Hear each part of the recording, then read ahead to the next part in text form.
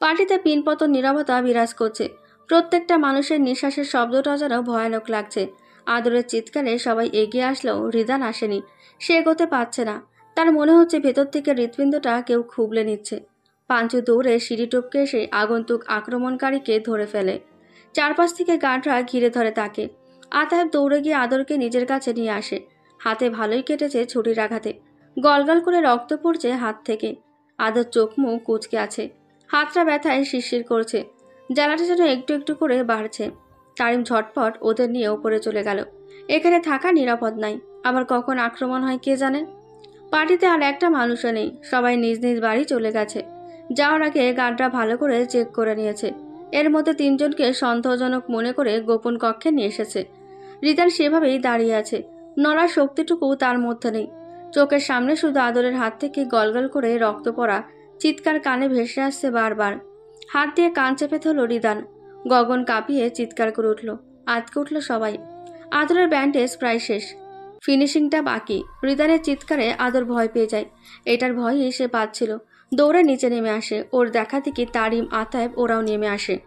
Ridan drawing রুমে ভাঙচুর করছে। একের পর এক ফুলদানি টি টেবিল ভেঙে চলেছে। একটু আগের পাওয়া মনের ধাক্কাটা যেন রাগ দিয়ে পুষিয়ে নিচ্ছে। কিন্তু এ জ্বালা তো এসব ভেঙে হবে না। তার মনে আগে সেই রিদান চৌধুরীর অস্তিত্ব টের পাচ্ছে। রক্ত নিয়ে খেলার ইচ্ছেটা পুনরায় জেগে উঠছে তার। পিয়াস চুপটি করে দাঁড়িয়ে আছে। সে বুঝে নিয়েছে এরপর কি হবে। কিন্তু সে চাইলেও এটা পরিবর্তন করতে পারবে না। তার থেকে চুপ থাকাই শ্রেয়। আতাব আদরের এক হাত শক্ত করে ধরে আছে। আদর চাইলেও রিদানের কাছে যেতে পারছে না। আতাবের চোখে মুখে রাগ উপচে পড়ছে। মনের মধ্যে রাগ জমা হচ্ছে রিদান চৌধুরীর বিরুদ্ধে। তার বোনের সাথে হওয়া একটু আগের ঘটনাটার জন্য রিদানকে দোষ দিচ্ছে সে। যাবে একটু আগে ভেবেছিল রিদানের সাথে আদরের এই সম্পর্কটা সে স্বাভাবিক ভেবেই মেনে নেবে, কিন্তু না, এখন কোনোভাবে সম্ভব না। রিদান চৌধুরীর সাথে তার বোনের জীবন জড়িয়ে গেলে তার বোনের জীবন হুমকিতে থাকবে। কোনোভাবেই চায় না তার বোন কষ্টে থাকুক। আদরের অস্তিত্ব টের পেয়ে ভাঙচুর বন্ধ করে রিদান। পাগলের মতো এগিয়ে আসে আদরের দিকে। মনে হচ্ছে ছুরিটা আদরের হাতে না, তার কলিজায় লেগেছে। চোখ দুটো অসম্ভব লাল। মাঝখানে বাধাপ্রাপ্ত হলো আতায়াব। চোখ মুখ শক্ত করে বলে উঠল, আমি চাই না আমার বোনের জীবনে রিদান চৌধুরীর কোনো রকম ছায়া থাকুক। আমার বোন থেকে দূরে থাকবেন। না হলে আমি কি করতে পারি সেটিও দেখতে পারবেন। একদম মাটির সাথে মিশিয়ে দেব রিদান চৌধুরীর নাম। Mind it. আদরকে নিয়ে হাঁটা ধরল আতায়াব। রিদানি নিজেকে হেল্পলেস লাগছে। এই প্রথম কেউ তাকে হুমকি দিল। এই প্রথম রিদান চৌধুরী তার পরাজয় মেনে নিচ্ছে শুধুমাত্র ভালোবাসার জন্য। পেছন ঘুরে তাকালো আদর। চোখ থেকে দুফোঁটা পানি গড়িয়ে পড়ল। চোখ বন্ধ করে নিল রিদান। ওই চোখে তার মরণ লুকিয়ে আছে। ওই চোখেতেই রিদান চৌধুরীর নিঃশেষ। আদররা চলে যেতেই রিদান ধপ করে সোফায় বসে পড়ল। তারিমের চোখেও পানি। কিন্তু সে একটা কথা বলেনি আতায়াবকে। না বুঝে এমন করার কারণে আতায়াবকে শাস্তি পেতে হবে। সেই শাস্তি সে ভালোবাসা থেকে দূরে থেকেই পাবে। দুটো লাভ বার্ডকে আলাদা করে সে তো নিজে ভালোবাসার গল্প রচনা করতে পারে না। তারও প্রাপ্যতা আছে, কষ্টের বদল কষ্ট। গোপন কক্ষের দরজায় দাঁড়িয়ে আছে পাঞ্চু। তার চোখে মুখে রাগের সাথে ব্যথাতুর একটা আভাস পাওয়া যাচ্ছে। সন্দেহজনক চারজনের এখনও জ্ঞান ফেরেনি। ফেরার পরেই পাঞ্চু তার খেলা দেখাবে এই আশায় দরজায় দাঁড়িয়ে আছে। যদিও সে যথেষ্ট কনফিউশন রিদান চৌধুরী তাকে সেই সুযোগ দেবে কিনা, তবুও আশা তো থাকতেই পারে। অন্ধকার নয়, আলোতেই চারজনকে রাখা হয়েছে, যেন জ্ঞান ফেরার পর একে অপরকে দেখে চমকে ওঠে। ভয় তো দেখবে আজকে রিদান চৌধুরীর। হঠাৎ ভেতর থেকে চিৎকার আসতেই পাঞ্চু হেসে দিল। জ্ঞান ফিরেছে সবার। নিশ্চিত পাঞ্চু। একে অপরকে দেখে ওরা ভাবছে কি করে হলো। দরজাটা একটু খুলে চোখ রাখলো ভেতরে। আদরের ওপর ছুরি চালানো লোকটা একজনকে বলছে, তুই এখানে কিভাবে? সারা বাড়ি খুঁজেছি তোকে, তোর জন্যই সব ব্লান্ডার হলো। লোকটি হতাশ কণ্ঠে বলে উঠল, আমি প্রশিক্ষণ রুম চেক করছিলাম, হঠাৎ কে যেন এসে এমন জোরে চিৎকার করে উঠলো, আমি ভেবেছি আমাকে দেখে চিৎকার করেছে। সে ভয়ে অজ্ঞান হয়ে গিয়েছিলাম। পাঞ্চু ফট করে নিচের দিকে তাকালো। তাকাতেই তার চোখ মুখে ব্যথা ফুটে উঠল। যেন চেন লাগানোর সময় পাওয়া ব্যথাটা এখনো পাচ্ছে সে। আবার নিজেকে বাহুবাহু দিল পাঞ্চু। সে যদি ব্যথার জন্য ওইভাবে প্রশিক্ষণ রুমে গিয়ে চিৎকার না করত, চক্রটা ধরা পড়তো না। খুব বড় ক্ষতি হয়ে যেত তাহলে। তার জন্যই সম্ভব হয়েছে ভেবেই নিজের টাক মাথায় হাত বুলে নিল সে। ভেতরে গার্ড চারটে নিজেদের মধ্যে ঝগড়া করে যাচ্ছে।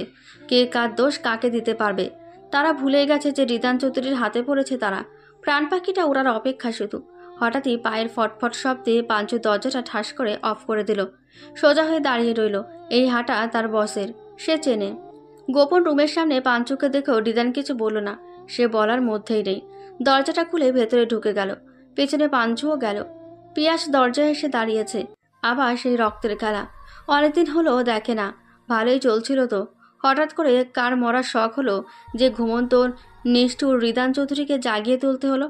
আবার শুরু হবে রক্ত দেখে আনন্দ নেওয়া। যতদিন পর্যন্ত শেষ না দেখছে রিদান, ততদিন থামবে না পিয়াস শিওর। সে বললেও কিছু হবে না, উল্টো তাকে বন্দি করে নিজের কার্য সচল রাখবে রিদান। রিদানকে দেখে চারজনকার ঝগড়া থামিয়ে দেয়। এতক্ষণে হয়তো মনে পড়েছে তারা জমের দুয়ারে রয়েছে। চোখে মুখে একরাশ ভয়ে এসে হানা দিল। কাঁপতে লাগলো তারা। সবচেয়ে বেশি ভয় তো তার যে ছুরিটা চালিয়েছে। রিদান অ্যাটিটিউডের সাথে চেয়ারে বসলো। কিছুক্ষণ চুপ করে দাঁতে দাঁত চেপে বলে উঠল, তোদের কে পাঠিয়েছে জিজ্ঞেস করব না। রিদান চৌধুরীর রুলসের বাইরে এটা, সোজা উপরে পাঠিয়ে দেব। তোদের সাহস আছে তাই না? রিদান চৌধুরীর বাড়ি এসে রিদান চৌধুরীর কলেজের উপর হামলা, দম আছে বলতে হবে। তো শুরু করা যাক দমের খেলা। কত দম আমাকেও তো দেখাতে হবে নাকি? হো হো করে বিকট আওয়াজে হেসে উঠল রিদান। উন্মাদ লাগছে তাকে এখন। পাঞ্চু পিছিয়ে এসে পিয়াসের সাথে দাঁড়িয়েছে। তারও ভয় করছে এখন, তবুও সাহস নিয়ে বলে উঠল, বস, ক্ষমা করবেন কাজের মধ্যে কথা বলার জন্য, কিন্তু আমার একটা অনুরোধ আছে। আর অনুরোধটা আপনাকে রাখতেই হবে। আমি বিনা পয়সায় আপনার গোলামি করে যাব সারা জীবন, তবুও আমার অনুরোধ আপনাকে আজ রাখতেই হবে। রিদান ভ্রু কুচকে তাকালো পাঞ্চুর দিকে। এই মুহূর্তে তার মুখ দেখে বোঝা যাচ্ছে কতটা বিরক্ত হয়েছে সে। পাঞ্চু ঢোক গিলে স্ট্রং হয়ে বসলো। আপনি সবাইকে মারেন, কাটেন, যাই করেন, ছুরি চালানো কালপিঠটাকে শেষ আঘাত আমি করব। আমার সামনে ম্যামের গায়ে ছুরি চালিয়েছেও, আমি শেষ করতে চাই ওকে। প্লিজ বস। রিদান হাসলো। ভালোবাসা, সত্যি ভালোবাসা সুন্দর। আগে কখনোই এমন সময়ে তার মুখে হিংস্রতা ছাড়া কিছু থাকতো না। বাট আজকে তার মুখে হাসি। প্রিয়জনকে পাওয়ার আকুলতা, প্রিয়জনকে হারানোর ব্যথা প্রকাশ পাচ্ছে। ভালোবাসা সুন্দর। মাথা নেড়ে সাই জানাতেই পাঞ্চুর মুখ কঠিন হয়ে এলো, যেন সে এখনই কুচি কুচি করে কাটছে। পাঞ্চু এগিয়ে গিয়ে রিদানের সামনে কিছু অস্ত্র তুলে ধরল। পছন্দসই অস্ত্র নিয়ে একের পর এক আঘাত করতে লাগলো তিনজনকে। বেচারা তিনজন চিৎকারও করতে পারছে না, মুখ বন্ধ থাকায়। ভেতর থেকে মরে যাচ্ছে। প্রাণ পাখি যায় যাই, তবুও যেন যায় না। আর একজন তো এসব দেখে ভেতর থেকে শেষই হয়ে যাচ্ছে ভয়ে। ওদের তিনজনকে ছেড়ে রিদান ছুরি চালালো। লোকটার সামনে এসে দাঁড়ালো, চিৎকার করে বলে উঠল, এই হাত দিয়ে আঘাত করেছিলি আমার কলেজাকে? এই হাত দিয়ে? এই কেমনে পারলি আঘাত করতে? তোর একটু মনে হলো না রিদান চৌধুরীর সামনে তার কলিজাকে আঘাত করলে এর পরিণাম ভয়াবহ হতে পারে? কিছু না ভেবেই ছুরিটা বসিয়ে দিলি। এই দেখ, মনে হচ্ছে তোর ছুরির আঘাতটা ওর হাতে না, আমার কলিজায় লেগেছে। ক্ষত বিক্ষত হয়ে শেষ হয়ে যাচ্ছে কলিজাটা আমার। দগ্ধ হচ্ছি প্রতি সেকেন্ডে। যাকে ধরতে গেলেও আমি 100 বার ভেবে ধরি ব্যথা পাবে কিনা, যার সাথে কথা বলতে গেলে 100 বার ভাবি আমার কথায় কষ্ট পাবে কিনা, সেই ফুলটাকে তুই আঘাত করলি। এমন আঘাত করলি রক্ত ঝরলো ফুলের শরীর থেকে। হ্যাঁ, ওর লাল রক্ত যে তোর রক্তের পিপাসা জাগিয়েছে আবার। রক্ত চাই তোর। হ্যাঁ, তোর চোখ মুখে আতঙ্ক দেখতে চাই, বাঁচার জন্য আকুলতা দেখতে চাই। রিদান চৌধুরীকে শেষ করে দিতে চাইছিলে তুই? নিজের চোখে নিজের মৃত্যু দেখ। কথাটা বলে শরীর থেকে হাতটা আলাদা করে দিল লোকটার। চোখ থেকে টপ টপ পানি পড়ছে। চোখে মুখে আঘাতের ভয়াবহ ব্যথা স্পষ্ট। রিদান থামল না, একের পর এক আঘাত করতে লাগলো বাকি অংশটুকুই। এইভাবে সারা শরীরে 2 ঘন্টা নিজের নিষ্ঠুরতম অত্যাচার চালিয়ে চুপ করে বসে রইল রিদান। তাকে বসতে দেখেই পাঞ্চু দ্রুত পায়ে এগিয়ে এসে ছুরি চালানোর লোকটার সামনে গিয়ে দাঁড়ালো। নিজের হাত দিয়ে চোখের ভেতর আঁচড় মারল। এই চোখ তার ম্যামের ওপর পড়েছে। এই চোখে কোনো অধিকার নেই বেঁচে থাকার। পিয়াস চুপচাপ সব দেখে যাচ্ছে। পাঞ্চুর কাজ দেখে সে রীতিমতো অবাক। আজ পাঞ্চু যথেষ্ট স্ট্রং থেকে সবটা দেখে গেছে, আর নিজেও আঘাত করছে। অন্যদিন তো তার পেছনে চোখ মুখ খিচে দাঁড়িয়ে থাকে। ভালোবাসা সুন্দর। পিয়াস হাসলো। রিদান বেরিয়ে গেল ঘর থেকে। গোপন রুমের দরজাটাও বন্ধ হয়ে গেল। নিজের ঘরে উদাসীন হয়ে বসে আছে আদর। হাতের ব্যথা থেকে মনের ব্যথাটা প্রখর বেশি। সে রিদানকে ছাড়া কিভাবে থাকবে? আতাবকে বোঝাতেও পারছে না তার উপর হামলার পেছনে রিদান দায়ী না। সে যে প্ল্যানটা করেছে এমন হওয়ারই ছিল। আতাব আদরের ফোনটাও নিয়ে নিয়েছে। রিদান কেমন আছে, কি অবস্থায় আছে সে খোঁজও নিতে পারছে না। ঘুম যেন চোখে ভর করে আছে। আতাব ব্যথার ওষুধের সাথে ঘুমের ওষুধও খাইয়ে দিয়েছে আদরকে। সে জানে তার বোন আজ এসব নিয়ে ভাবতে ভাবতে ঘুমাবে না, তাই তো এই পন্থা। ঘুমে বিছানায় শরীরটা ইলিয়ে দেবে, হঠাৎ কিছু পড়ার শব্দ আসতেই ফট করে চোখ খুলল সে। আবছা চোখে একটা অবয়ব দেখেও কিছু বলতে পারল না। আদরের মুখে হাসি ফুটে উঠল। অস্পষ্ট সুরে হৃদ নামটা বলে গভীর ঘুমে তলিয়ে গেল আদর। তখনই কাছে এসে দাঁড়ালো রিদান। অনেক কষ্টে ব্যালকনি টপকে আদরের ঘরে এসেছে সে। কালো টি শার্ট আর ট্রাউজার পরে এসেছে। বাম হাতের ঠিক মাঝখানটায় ব্যান্ডেজ করা, যেমনটা আদরের ব্যান্ডেজ করা। নিজেকে নিজে আঘাত করেছে সে। নিজের ভালোবাসাকে বিপদ থেকে রক্ষা করতে না পারার দায়টা মাথায় নিয়ে নিজের হাতেই ছুরি চালিয়ে দিয়েছে। ব্যান্ডেজও করতে চায়নি। পিয়াস জোর করে ইমোশনাল ব্ল্যাকমেল করে ব্যান্ডেজ করিয়ে দিতে সক্ষম হয়েছে। আদরের ঘুমন্ত মুখের দিকে অপলক তাকিয়ে আছে রিদান। মুখটা তেলে তেলে হয়ে আছে, চুলগুলো এলোমেলো হয়ে বিছানায় ছড়িয়ে আছে। পাগল পাগল লাগছে আদরকে, কিন্তু রিদানের চোখে এই আদরটাকে অসম্ভব সুন্দর লাগছে। পৃথিবীর শ্রেষ্ঠ সুন্দরী সে, তার মাকেই মনে করত। তারপর যোগ হয়েছিল ছোট হৃদজা। এখন তার জীবনে 3 জন রয়েছে, তাদের মধ্যে আদর একজন। আদর কিছুটা হাঁ করে ঘুমায়। দেখতে খুব খারাপ না লাগলেও বেশি ভালোও লাগে না। রিদান মুচকি এসে হাঁটা বন্ধ করে দিল। একটু পর আবার মুখটা হাঁ হয়ে এলো। রিদানের বেশ ভালো লাগছে এমন করতে। যতবার হাঁ করছে ততবার বন্ধ করে দিচ্ছে রিদান। আর মরার মতো দিন দুনিয়া ভুলে ঘুমাচ্ছে আদর। টেরি পাচ্ছে না তার অগোচরে কেউ একজন তার পাশে বসে চোখ মনের তৃষ্ণা মেটাচ্ছে। ভোর রাত হতেই রিদান অনিচ্ছা সত্ত্বেও বের হয়ে আসে ঘর থেকে। আদরের অগোচরে সে গভীরভাবে স্পর্শ করেনি, যদিও কপালে চুমু খাওয়ার ইচ্ছেটা জেগে উঠেছিল। পর মুহূর্তে নিজেকে সামলে নিয়েছে সে। আসার আগে একটা প্যাকেজ রেখে এসেছে রিদান, যা শুধু আদরের চোখেই পড়বে। ভুলবশত ওই ইবলিশটার চোখে পড়লে তার গর্দান নেবে নিশ্চিত। সকাল 10টা বাজে। আতাব একের পর এক ফোন দিয়ে যাচ্ছে তারিমকে, কিন্তু তারিম ফোন সামনে রেখে বসে আছে, তবুও ফোন ধরছে না। তার ভাইকে কষ্ট দিয়ে এখন পীড়িত করতে আসছে, তা তো হবে না চান্দু। শিক্ষা কাকে বলে এবার টের পাবে আতাব। এসব ভেবে কিটকিটিয়ে হেসে দিল তারিম। তার চরে এমন করতে খুব আনন্দ হচ্ছে। অন্যদিকে আতিয়া রেগে যাচ্ছে, তবুও নিজেকে শান্ত রেখে ফোন দিয়ে যাচ্ছে। প্রবলেমটা রিদানের সাথে। সে কেন নিজের বউ ছাড়া থাকবে? দরকার পড়লে মামলা করবে, তবুও তার বউ লাগবেই। এই তানিমকে যদি শিক্ষা না দিয়েছে সে, তার সাথে এমন করা, তাকে ইগনোর করা। একবার কাছে পাই তখন বোঝাবো। মনের মধ্যে ফোন দিয়ে এটা নিল আতাব। কে কাকে শিক্ষা দেবে? শেষে কার জয় হবে? তারিমের প্ল্যান কি সফল হবে? রিদানের ভালোবাসা কি জয়ী হবে, নাকি আতায়েবের ভুলের জন্য হেরে যাবে? ভার্সিটি এসেছে তারিম, আদর সুবাহ কেউ আসেনি আজ। তারিম জানতো আদর আসবে না, কিন্তু সুবাহর আসার কথা ছিল। হঠাৎ ফোন করে বলল আসবে না। তারিম ভাবছে সুবাহ তো কথার খেলাপ করার মেয়ে না, তাহলে এমন করবে কেন? এর পেছনে কিছু কারণ নেই তো? ভাবতে ভাবতে গেটে আতায়েবকে দেখে তারিমের আর বুঝতে বাকি থাকলো না এসব আতায়েবেরই কাজ। মনে মনে নিজেও প্ল্যান করে নিল উল্টো চাল দেওয়ার। ভিড়ের মধ্যে ঢুকে নিজেকে আড়াল করে নিল। আতাব সরাসরি তারিমের ক্লাসের দিকে যাচ্ছে।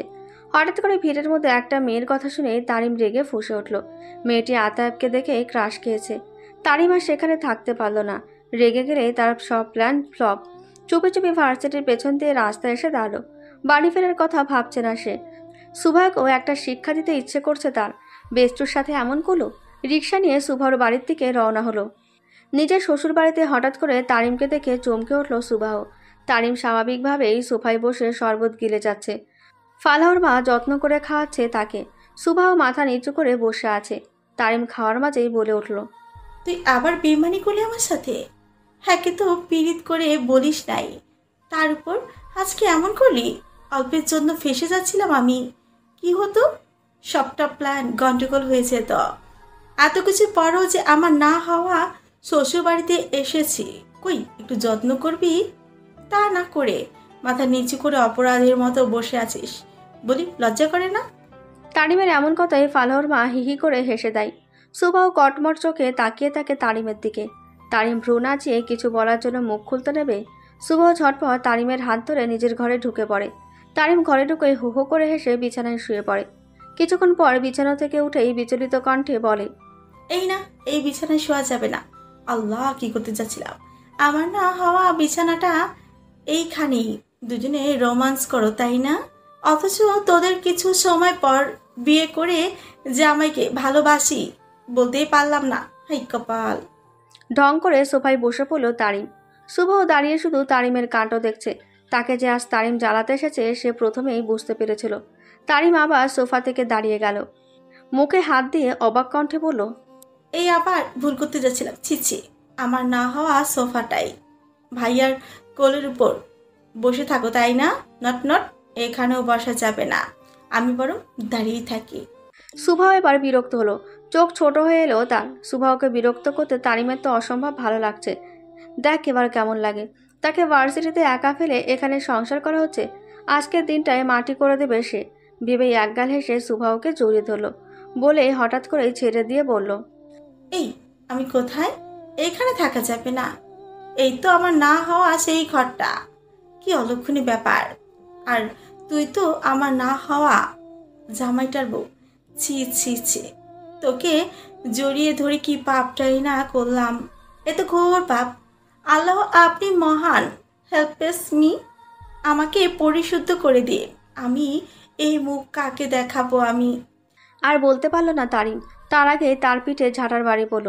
লাফিয়ে উঠল সে। পেছনে সুভাওকে শাশুড়ি রিনা খানের মতো দাঁড়িয়ে থাকতে দেখে আত্মা কেঁপে ওঠে তারিমের। বেশি বিরক্ত করে ফেলেছে সে। আরও কয়টা ঝাঁটার বাড়ি যে তার পিঠে পড়বে এখান থেকে এই মুহূর্তে না গেলে সে ভালোই বুঝতে পারছে। দৌড় দিতে যাবে, সামনে এসে দাঁড়ালো ফালাও।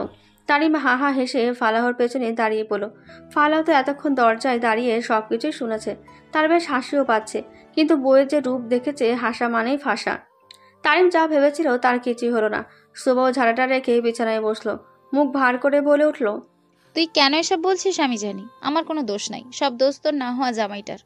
তারিম কিছুটা ইতস্তত করলো। ফালাহর সামনে নিজের স্বরূপ বের হয়ে গেলে সেরেছে। ফালাও সুভার কথা শুনে হো হো করে হেসে দিল।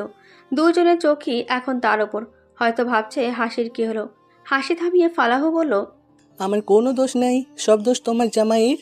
আমার না হওয়ার বউটার সাথে তার জামাই একান্তে কিছু সময় কাটাতে চেয়েছিল, তাই আমাকে শাসিয়ে বলেছে শুভহাকে যেন আজকে সময় দিই, না হলে বউ ইগনোরের মামলা ঠুকে দিবে। বুঝলাম, দোষ তো আপনারও আছে। আপনি সবটা জেনেও রাজি হলেন। ও, বউয়ের সাথে সারাক্ষণ লেপটে থাকতে ইচ্ছে হয়, তাই না? আপনারও শাস্তি পাওয়া উচিত। তার জন্য কি করতে হবে এই রিজ্জা চৌধুরী জানে। ফালাহ এবার থতমত খেয়ে গেল। এই যা, দোষ না করেও শাস্তি। একটু তো বউকে কাছে পেতে চেয়েছিল, কি এমন পাপ করেছে সে? সুভাও মিটমিটিয়ে হাসছে ফালাহকে জব্দ হতে দেখে। তারিম ধপ করে সোফায় বসে পড়ল। ফালাহ করুণ চোখে সুভাওর দিকে তাকালো। ফালাহ ভাবছে তারিম আজ ঘর থেকে যাবে না। অন্যদিকে তারিম ভাবছে অন্য কিছু।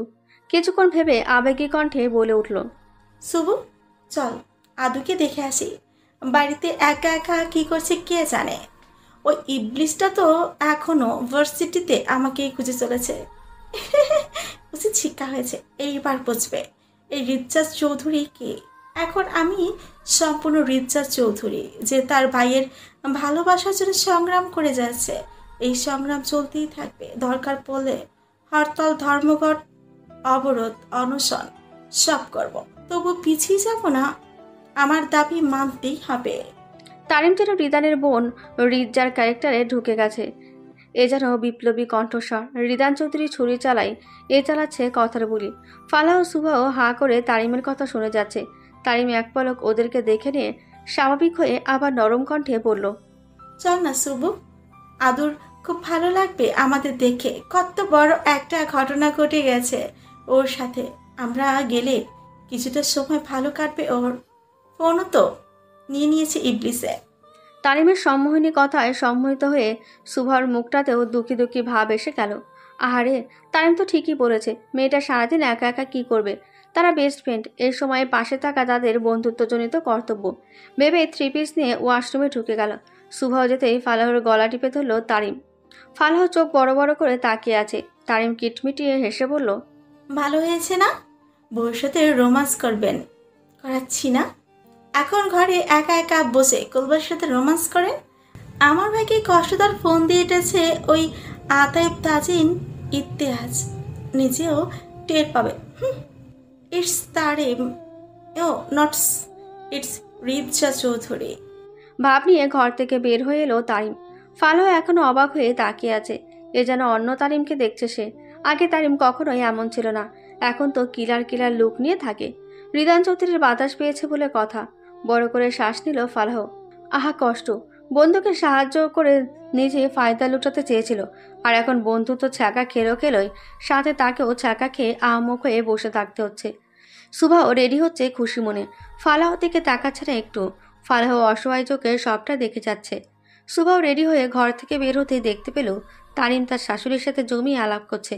সুভাও যেতেই তার শাশুড়ি বলে উঠল, সাবধানে যাস, সন্ধ্যার দিক দিয়ে ফালাহ গিয়ে নিয়ে আসবে, চিন্তা করিস না। আদরের সাথে একবার কথা বলিয়ে দিস আমাকে। আহারে মেয়েটা। সুভাও মুচকি এসে মাথা নাড়ালো। ওরে শাশুড়ি, ধন্য জীবন। তারিন বিদায় নিয়ে সুভাওকে নিয়ে বের হয়ে গেল। ফালাহ নিজের ঘরের জানলা দিয়ে সুভাও যাওয়াটা দেখে বিছানায় শুয়ে পড়ল চিত হয়ে। আহা, বিবাহিত জীবন পুরাই প্যারাময়। ফোনে কথা বলা শেষ করে ব্যালকনিতে বসেছিল আদর। কিছুক্ষণ পর পর মুচকি হাসছিল।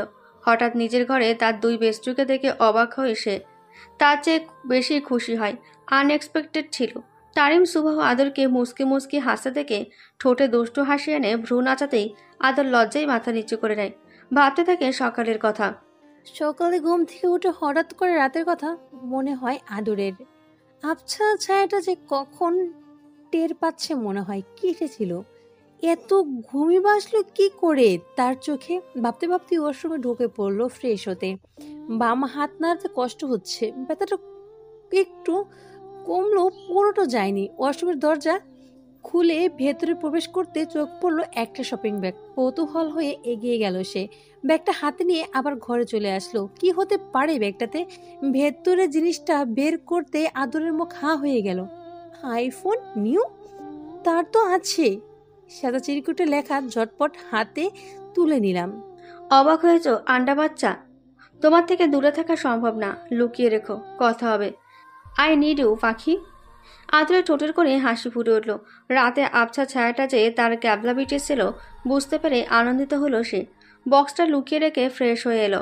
এখনই আবার ভাইয়া এসে যাবে। ঠিক তাই হলো। আদর ফ্রেশ হয়ে আসতেই আতায়েব খাবার আর ওষুধ নিয়ে ঘরে ঢুকলো। আদর কিছুই বলল না, চুপচাপ আতায়েব যা বলে শুনে নিল। খাবার ওষুধ খাইয়ে আতায়েব নিচে চলে গেল।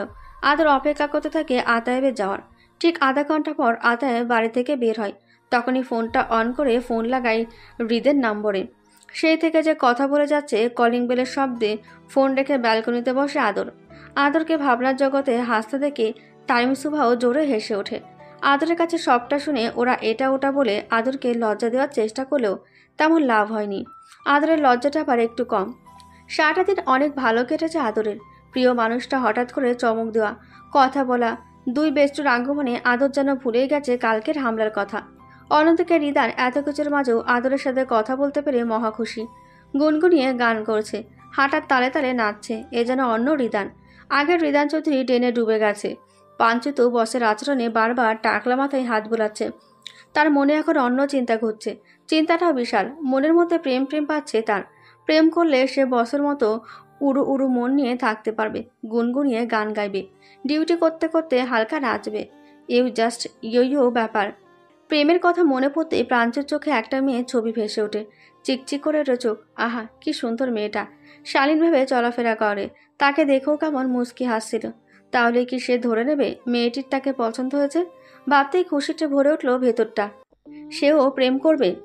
সেদিন একটি কাজে বাইরে গিয়েছিল পাঞ্চু। হেঁটে হেঁটে আসছিল বিকেলের দিকে। হঠাৎ করে একটা মেয়েকে নিজের দিকে তাকিয়ে থাকতে দেখে অবাক হয় পাঞ্চু। প্রথমে মনে হয়েছিল মেয়েটি তার টাকমাটা থেকে বিদ্রুপ করে হাসছে। পরে যখন মেয়েটি লজ্জা লজ্জা ভাব নিয়ে হাসছিল, তখন পাঞ্চু তাড়াতাড়ি চলে আসে সেখান থেকে। আলোই জানে শত্রুপক্ষের ফাঁদ কিনা, সে এসবে জড়াবে না। পরক্ষণেই পেছনে এক পলক তাকিয়ে দেখে মেয়েটি তখনও মুচকি এসে তাকিয়ে আছে। গর্বে পাঞ্চুর বুকের ছাতি ফুলে দ্বিগুণ হয়ে যায়। ভাব নিয়ে গেট দিয়ে ঢুকতেই আরেকজন গার্ডের সাথে ধাক্কা খেয়ে টাকলা মাথায় টুস করে বাড়িকে আবার অজ্ঞান হয়ে পড়ে পাঞ্চু। ইতিহাস গড়েছিল সেদিন। এরপর আর মনেই ছিল না মেয়েটির কথা। হঠাৎ মনে আসায় ভালোই লাগছে। এবার প্রেম না, বিয়েই করে ফেলবে সে। যদি টাকু দেখে পড়ে ছেড়ে দেয়, সে ছ্যাঁকা খেতে একদম অপটু। পাঞ্চুর মতে ছ্যাঁকা খাওয়া মানেই বিয়ের জন্য 1 বছর দেরি করা। সেটা কোনোভাবেই চায় না। বিষণ্ণ মনে বাড়ি ফিরছে আতাব। রাত 8টা বাজে। মুখে মলিনতা ছড়িয়ে আছে। পুরো 1 ঘন্টা খুঁজেছে তারিমকে। না পেয়ে হসপিটাল চলে গিয়েছিল সে। এরপর থেকেই মনটা বেশ খারাপ। একটুখানি কথা বলার জন্য ছটফট করছে সে। মনের মধ্যে নানান চিন্তা আঁকিবুকি করছে। মনে হচ্ছে তারিমকে হারিয়ে ফেলবে। ভাইয়ের এমন মলিন মুখ দেখে আদরের খারাপ লাগলো, বাট বেস্টুকে কথা দিয়েছে সে একদম চুপ থাকবে, তাই কিছু বলতে পারছে না। ভালো কিছুর জন্য কিছু কষ্ট ফেস করতেই হয়, দেখা যাক সামনে কি হয়।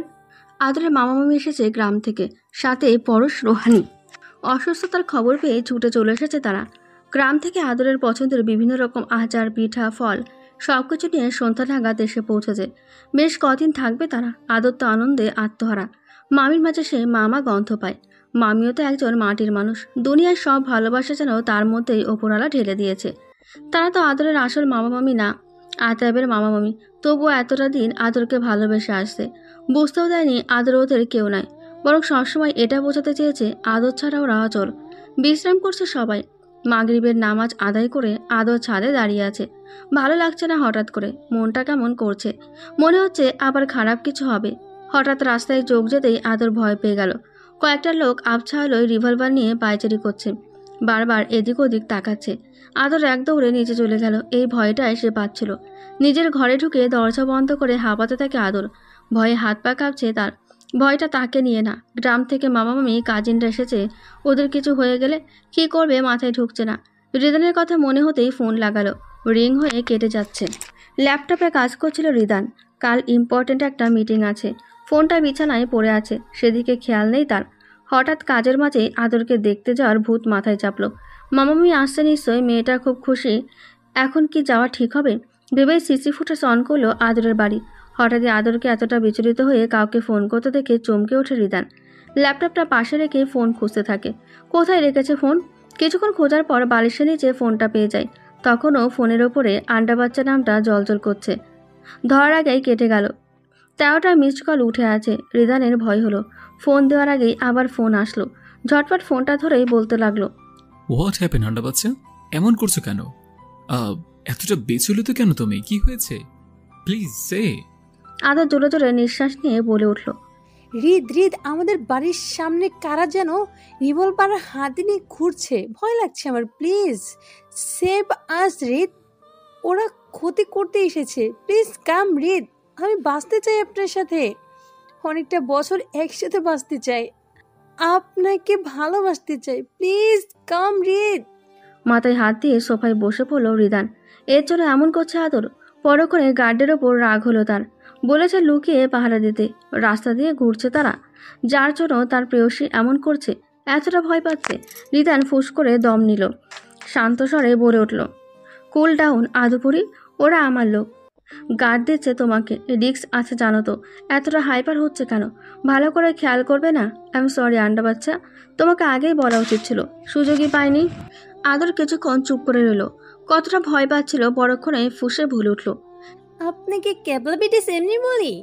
বোকা রিদ, পচা পোনা, ইউ বেটা খবিস, কতটা ভয় পেয়ে গেছিলাম আপনার ধারণা আছে? কত কি ভেবে ফেলেছিলাম যে আমার 40-এ কে কে আসবে, কে কে দোয়া করবে, কে কে বিনা দাওয়াতে অন্ন ধ্বংস করতে আসবে, কে কে মজা করতে আসবে, আমার 40-এ আমি খেতে পারবো কিনা, আমার অনুপস্থিতিতে আপনি অন্য মেয়ের সাথে লুতুপুতু করবেন কিনা, যাতে লুতুপুতু না করতে পারেন তার ব্যবস্থাও করতে যাচ্ছিলাম। আমার মাথার সব বুদ্ধি আপনি নিয়ে নিলেন। আপনার সাথে 11 ঘন্টার ব্রেকআপ। টুস করে ফোনটা কেটে দিল আদর। আর রিদান সে হা করে আদরের সব ভাবনা শুনছিল। এইটুকু সময়ে এই মেয়ে কত কি ভেবে ফেলেছে, তারপর বলছে তার বুদ্ধি নাকি আমি নিয়েছি। ভাবা যায় এসব? আবার 11 ঘন্টার ব্রেকআপ। সকালের আগে আর কথা হবে না, এই জন্যই যে বলেছে। রিদান বুঝতে পেরেছে। হাই রে রিদান চৌধুরী, তোর এই দিন আসলো। হালকা হাসলো রিদান। আবার ল্যাপটপটা হাতে নিয়ে যেই না সোফায় বসবে, অমনি দরজা থেকে ডাক পড়ল, খাবার দেওয়া হয়েছে। বিশিষ্ট ব্যবসায়ী রিদান চৌধুরী যেন খেতে আসে। বিনা পয়সায় কামলা তো একটা পেয়েছে, যে যার মতো খাটিয়ে যাচ্ছে। আমার কি কোনো দাম আছে? কামের বেটি সকিনার মতো খেটেই যাচ্ছে। এই দিন দেখার আগে তুলে নিল না কেন আল্লাহ? রিদান ভ্রুকুচকে দরজা থেকে তাকালো। পেছন ঘুরে তারিম চেঁচিয়ে কথাগুলো বলে চলে যাচ্ছে। বুঝলো না রিদান কি হয়েছে, হঠাৎ করে রেগে আছে দেখেই বোঝা যাচ্ছে। তাই আর দেরি করলো না, হাঁটা ধরলো। ডাইনিংয়ে বসে আছে পাঞ্চু পিয়াস। পাঞ্চু কাচুমুচু করে বসে আছে। সে আসতে চায়নি, তারিম ধমকে নিয়ে এসেছে। বড় হয়ে ছোটদেরকে ভয় পেয়ে পাঞ্চু নিজের ওপরেই বিশ্বাস উঠে গেছে। ভবিষ্যতে বইয়ের ঝাড়ি খেয়ে তাকে বাঁচতে হবে নাকি? রিদানকে আসতে দেখে পাঞ্চু উঠতে যাবে, তারিম ধমকে উঠল। চুপ করে বসো, আমার পারমিশন নিয়েছিলে ওঠার আগে? সাহস কত বড়, একদম চাকরি থেকে বরখাস্ত করে দিব। এখন থেকে বাড়িতে শুধু রিজ্জা চৌধুরীর হুকুম চলবে, কোনো রিদান প্রিদানের খাওয়া নেই। সবাই কথাটা মাথায় ঠুকিয়ে নাও, বাড়ির বস আমি, তাকে দেখার ওঠার কিছুই নাই, চুপচাপ খেতে বসো। তারিমের ধমকে পাঞ্চু আর ওঠার সাহস করল না। কে জানে, ধাম করে কয়েকটা দিয়ে বসলে। মেয়ের রাগ সাংঘাতিক। অন্যদিকে রিদানের মাথায় কিছুই ঢুকছে না। তার শান্তশিষ্ট বোনটার হঠাৎ কি হয়েছে, এতটা রেগে আছে কেন? তার দিকে তাকাচ্ছে না। রিদান বসতে যাবে তার আগেই তারিম নিচের দিকে তাকিয়ে বলে উঠল, আপনাকে আমি বসতে বলেছি? এই বাড়িতে যা করতে হবে সব আমার পারমিশন নিয়েই করতে হবে। প্রথমবার তাই ক্ষমা করলাম, এরপর ভুল হলে বাড়িতে ঠুকতে দিব না। রিদান এবার নত স্বীকার করে বলে উঠল, আপনার মেহেরবানিতে আমি কি বসতে পারি রানী সাহেবা? রিদানের এমন অবস্থা দেখে পিয়াস মিটমিটিয়ে হাসছে। পাঞ্চু তো হাঁ করে সব দেখছে। কি দিন আসলো তার বসের, কিন্তু তার খুব একটা খারাপ লাগছে না রিদানের এমন অবস্থা দেখে। এতদিন আমাদের হুকুম দিয়ে আসছে, এখন নিজে কিছুটা হুকুম পালন করুক। হা হা হা, বেশ হয়েছে। রিদানের এমন কথায় তারিমের হাসি পেলেও মুখটা গম্ভীর করে হাত দিয়ে ইশারা করলো বসার জন্য। তিনজনকে খাবার দিয়ে সে রান্নাঘরের দিকে যেতে নেবে, রিদান হাত ধরে পাশের চেয়ারে বসিয়ে দিল। কিছু বলার আগেই এক লকমা ভাত মুখে ঢুকিয়ে দেয়। তারিম চোখ রাঙিয়ে খেতে থাকে। এখন ঢং দেখানো হচ্ছে, তখন এতবার বললো কাল একটু ঘুরতে যাবে, তখন তো হু হু ছাড়া মুখ দিয়ে কিছু বের হলো না, এখন দরদ দেখাতে আসছে। তারিমকে খাইয়ে নিজে খেয়ে নিল রিদান। তারিম গম্ভীর মুখে সবকিছু গুছিয়ে রাখছে। রিদান যাওয়ার আগে মুচকি এসে বলে, কাল বিকেলে রেডি থেকো, মিটিং শেষ করে ঘুরতে নিয়ে যাব। বলেই চলে যায় রিদান। এদিকে তারিম সে তো খুশিতে আত্মহারা হয়ে পাঞ্চুর টাক মাথায় ঢোল বাজাচ্ছে, আর বেচারা পাঞ্চু চোখ মুখ কুচকে সবটা সহ্য করছে। আদর এখন মোটামুটি সুস্থ। পরশ রোহানির সাথে সময়টা তার খুব ভালো কাটছে। আতাবও কিছুটা চিন্তামুক্ত হয়ে হসপিটালে ডিউটি করছে। হঠাৎ করে রোহানি বায়না ধরেছে ঘুরতে যাবে, সাথে সাথে পরশও সায় জানালো। পরশ জানে আজ আতায়েবের হসপিটালে অপারেশন আছে, তাই অনেক জোর করেছে আতায়েবকে যাওয়ার জন্য।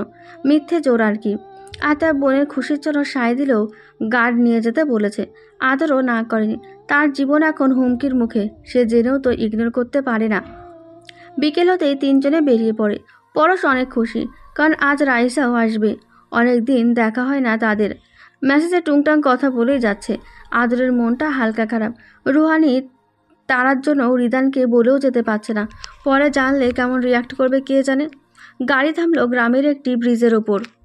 রিদানকে নিয়ে ভাবতে ভাবতে আদর খেয়ালই করেনি গ্রাম দেখে আদর বিস্মিত হয়ে গেল। কত সুন্দর গ্রামটা, মাঝারি সাইজের নদী, নদীর পাড়টা উঁচু করে বাঁধা, সম্ভবত বন্যা থেকে বাঁচার প্রচেষ্টা। নদীর পাড়গুলোতে অনেক গাছগাছালি। ক্লান্ত পথিকরা এখানে অনায়াসেই বিশ্রাম নিতে পারবে।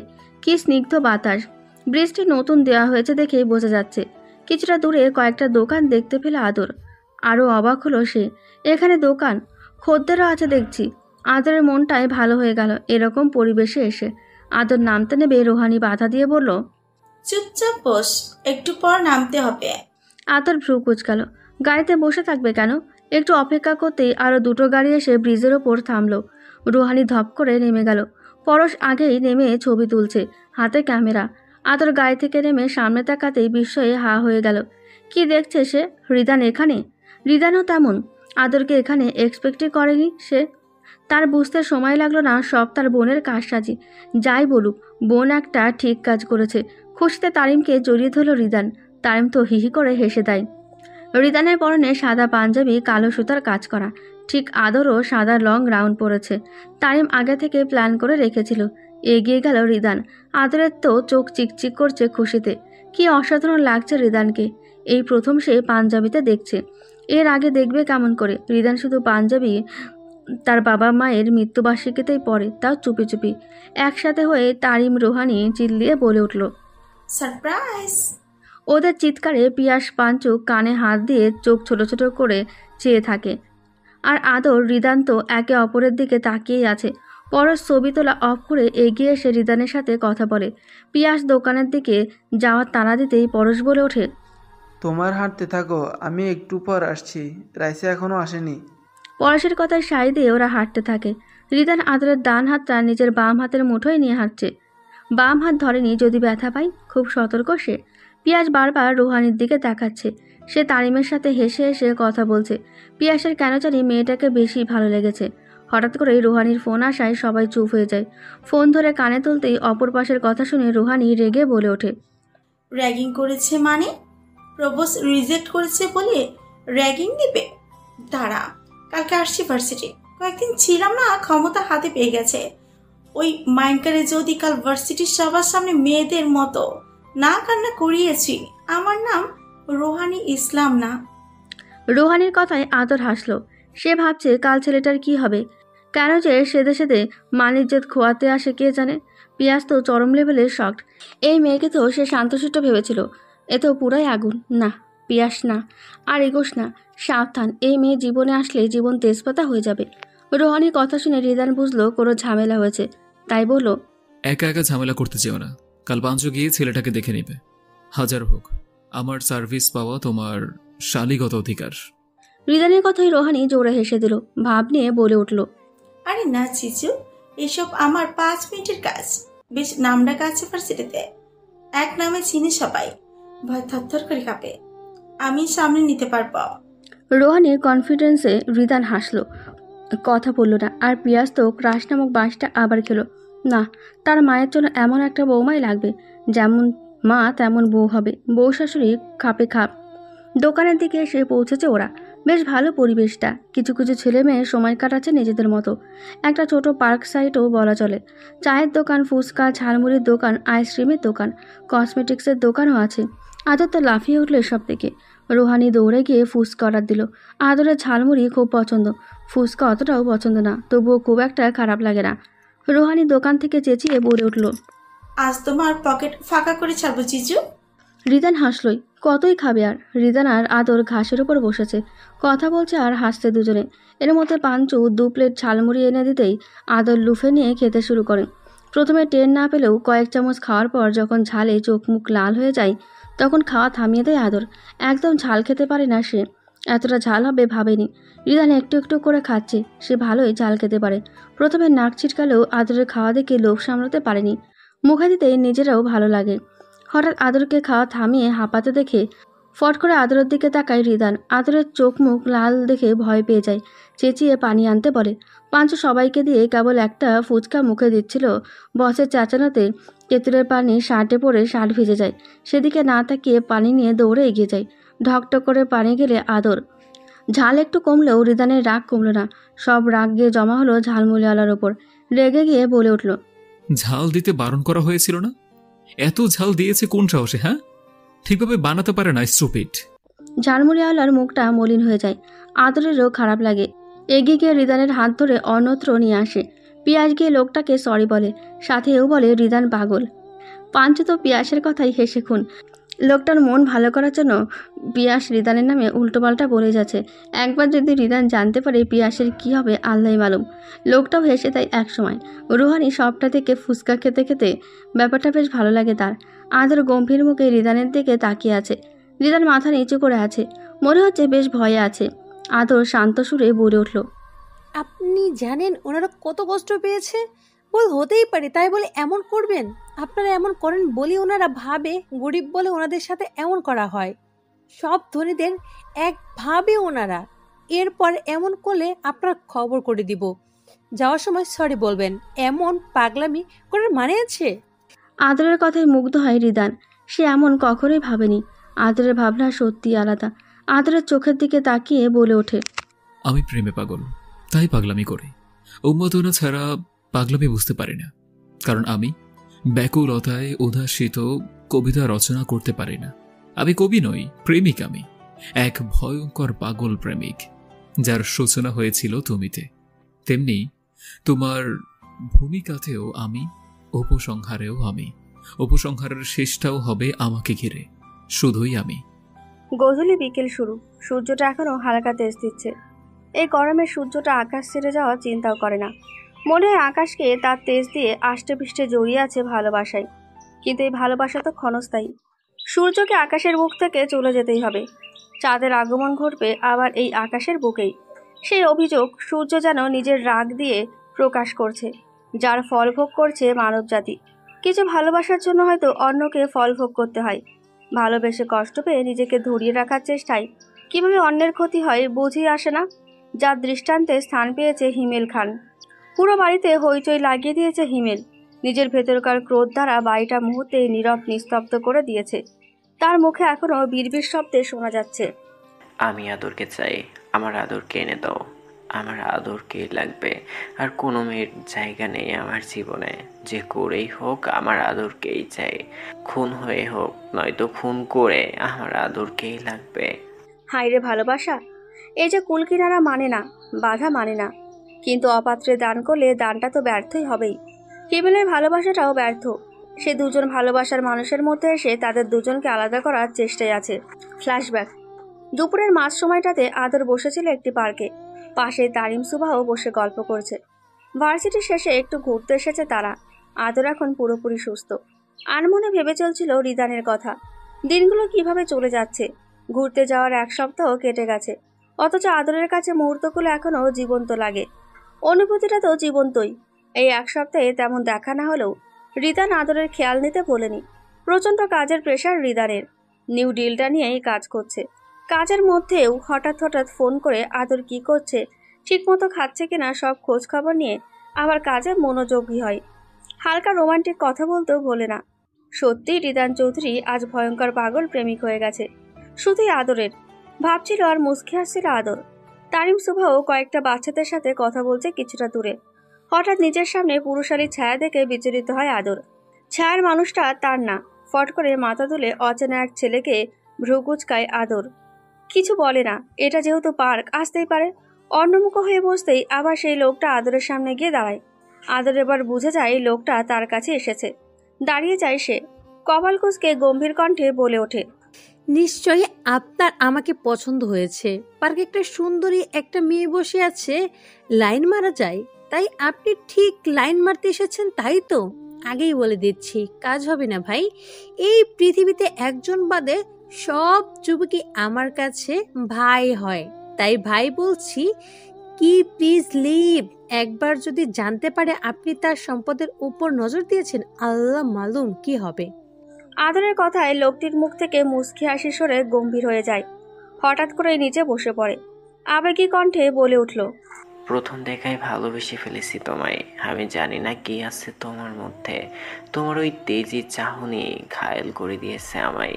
কম মেয়েকে দেখিনি, কিন্তু কারোর চোখের চাহনি এতটা জীবন্ত লাগেনি। Please accept me. আমি হিমেল খান, সান অফ হিয়ান খান। কোনো কিছুরই কমতি নেই। টাকা, বাড়ি, গাড়ি যথেষ্ট সুদর্শন দেখতে আমি। রানী হয়ে থাকবে তুমি। I love you please. আদর গাঢ় চাহনিতে তাকিয়ে আছে। ভেতরে কি চলছে বোঝা মুশকিল। হিমেল তখনও আদরের দিকে হাত বাড়িয়ে বসে আছে। চোখ বলে দিচ্ছে সে চাইছে আদর তার হাতটা বাড়িয়ে দিক, কিন্তু আদর 2 পা পিছিয়ে গেল। হিমেল চমকে দাঁড়িয়ে গেল। এই হিমেল খানকে রিজেক্ট করা পসিবল? আদর আবার 3 পা এগিয়ে এসে পড়ল। আপনি হিয়ান খানের ছেলেই হন বা প্রেসিডেন্টের ছেলেই হন, আই ডোন্ট কেয়ার। আদর আহমদকে সস্তা ওই সব মেয়েদের খাতায় ফেলবেন না যারা আপনার টাকার রূপ থেকে আপনার জালে ফেসে যায়। আমাকে ভালোবাসেন অথচ খোঁজ নেননি। আপনার কাছে আমি রানী হয়ে থাকবো, আর দুজনের কাছে আমি রাজরানী হয়ে আছি। 1 আমার ভাইয়া, আর 2 আমার ভালোবাসার মানুষটা। আপনি যদি সাধারণ প্রেম নিবেদন করতেন আমি আপনাকে না বলে দিতাম, এমনিতেও আপনাকে বন্ধ করে নিতাম, কারণ ভালোবাসা কারো হাত থাকে না, হঠাৎ করে হয়ে যায়। কিন্তু না, আপনি তো আমাকে টাকার লোভ দেখাচ্ছেন, তাই আপনাকে ফার্স্ট অ্যান্ড লাস্ট ওয়ার্নিং, আমার সামনে আসবেন না, না হলে আপনার সাথে কিছু হলে আমি দায়ী না। Get out. হিমেলের চোখ মুখে রাগ ফুটে উঠল। সামান্য একটা মেয়ে তাকে এত কথা শোনাচ্ছে, এত বড় সাহস তাকে রিজেক্ট করে। নিজেকে সংযত করে বাঁকা হেসে বলে ওঠে, আমার চোখ একবার যার উপরে পড়েছে তাকে তো আমার হতেই হবে। আই লাইক ইউ অ্যান্ড গ্রিফেস। এস, তোমাকে আমার হতেই হবে, ইট এনি কস্ট। আগে তোমার ভালোবাসার মানুষটাকে মারবো, তারপরে তোমাকে বউ করব, তাও 15 দিনের মধ্যে। তোমাকে তো মিস হিমেল খান হতেই হবে। হিমেল কথাটা বলেই হাঁটা ধরে। আর 1 মুহূর্ত থাকলেই হয়তো কিছু ভুল করে ফেলতে পারে, যা সে চাইছে না। আদরকে নিজের করে পাওয়ার জেদ চেপেছে মনে। আর আদর হিমেলের কথা শুনে ভেঙচি দিয়ে বলে ওঠে, কোনো পূরণ হয় না। আর আমার মানুষটার নাম শুনলে এখনই হিসু করে দিবি। থাক, বললাম না, তোর লজ্জা না থাকলে আমার আছে। এরপর আমার সামনে পড়লে তোকে হিসু করিয়ে ছাড়বো। হিমেল ততক্ষণে অনেক দূরে চলে গেছে, তাই কথাটি তার শ্রবণ হয়নি। আদর নিজেও মাথা না ঘামিয়ে তারিমদের কাছে চলে যায়। Flashback end. এরপরে বাসায় এসে হিয়ান খানকে আদরের কথা বলাই রেগে যায় হিয়ান খান। আরও ভালো মেয়ে দেখে বিয়ে করাবে এসব বলতেই হিমেল নিজের রাগ দমাতে না পেরে ভাঙচুর করে বাড়ি মাথায় তোলে। তার যেভাবেই হোক আদরকে চাই। ওপর থেকে ভাইয়ের পাগলামি নীরবে দেখছিল হিয়া। আদরকে তার চিনতে দেরি হয়নি। কিটকিটিয়ে হেসে উঠল। তার ভাই যে তাকে এত সুন্দর উপহার দেবে ভাবতে পারেনি। এবার সে কাঁটা দিয়ে কাঁটা তুলবে। ভাইকে দিয়ে রিদানের জীবন থেকে আদরকে সরাবে, আর সময় মতো রিদানের জীবনে এন্ট্রি নেবে সে। খুশিতে নাচতে নাচতে নিজের ঘরে চলে গেল। সে যেন রিদানকে নিজের করে পেয়ে গেছে এক মন। আতাব তারিম বসে আছে মুখোমুখি। দুজনের মুখ এবং মনের ভাব সম্পূর্ণ আলাদা। আতাব বসে অপলক দেখছে তারিমকে, আর তারিম সে তো বিরক্ত নিয়ে বসে আছে। যতটা বিরক্ত হয়েছে বোঝাচ্ছে ততটাও বিরক্ত নয় সে। পার্ক থেকে বের হওয়ার ঠিক আগ মুহূর্তে উপস্থিত হয় আতাব। তাকে দেখে তারিম লুকাতে চাইলেও লুকাতে পারে না। আতাব আজ প্রি প্ল্যান ভালোভাবে করে এসেছে। আজ সে তারিমকে ছাড়বে না। আদর নিজেও অবাক হয়েছে এই সময় ভাইকে দেখে। আতাব কাউকে কথা বলার সুযোগ না দিয়েই আদর সুভাউকে নিজের গাড়িতে তুলে নিয়ে ড্রাইভারকে পৌঁছে দিতে বলেছে। আর তারিমের এক হাত শক্ত করে ধরেছিল যেন দৌড় না দিতে পারে। তারিমকে সে ভালোভাবেই চেনে। তারিম যেন দিশেহারা হয়ে যাচ্ছে। মানুষটা তার ভালোবাসা কি করে দূরে থাকে একমাত্র সেই জানে। এখন মানুষটা এত কাছে থাকলে যে সে সামলে উঠতে পারবে না। আর কত নাটক চালিয়ে যাবে সে তো এতটাও কঠিন নয়, ভেতরটা খুব নরম। আতাব ঠুস করে ঘাসের ওপর বসিয়ে দেয় তারিমকে, নিজেও পাশে বসে পড়ে। সেই থেকে দুজনের কারো মুখে রা পর্যন্ত নেই।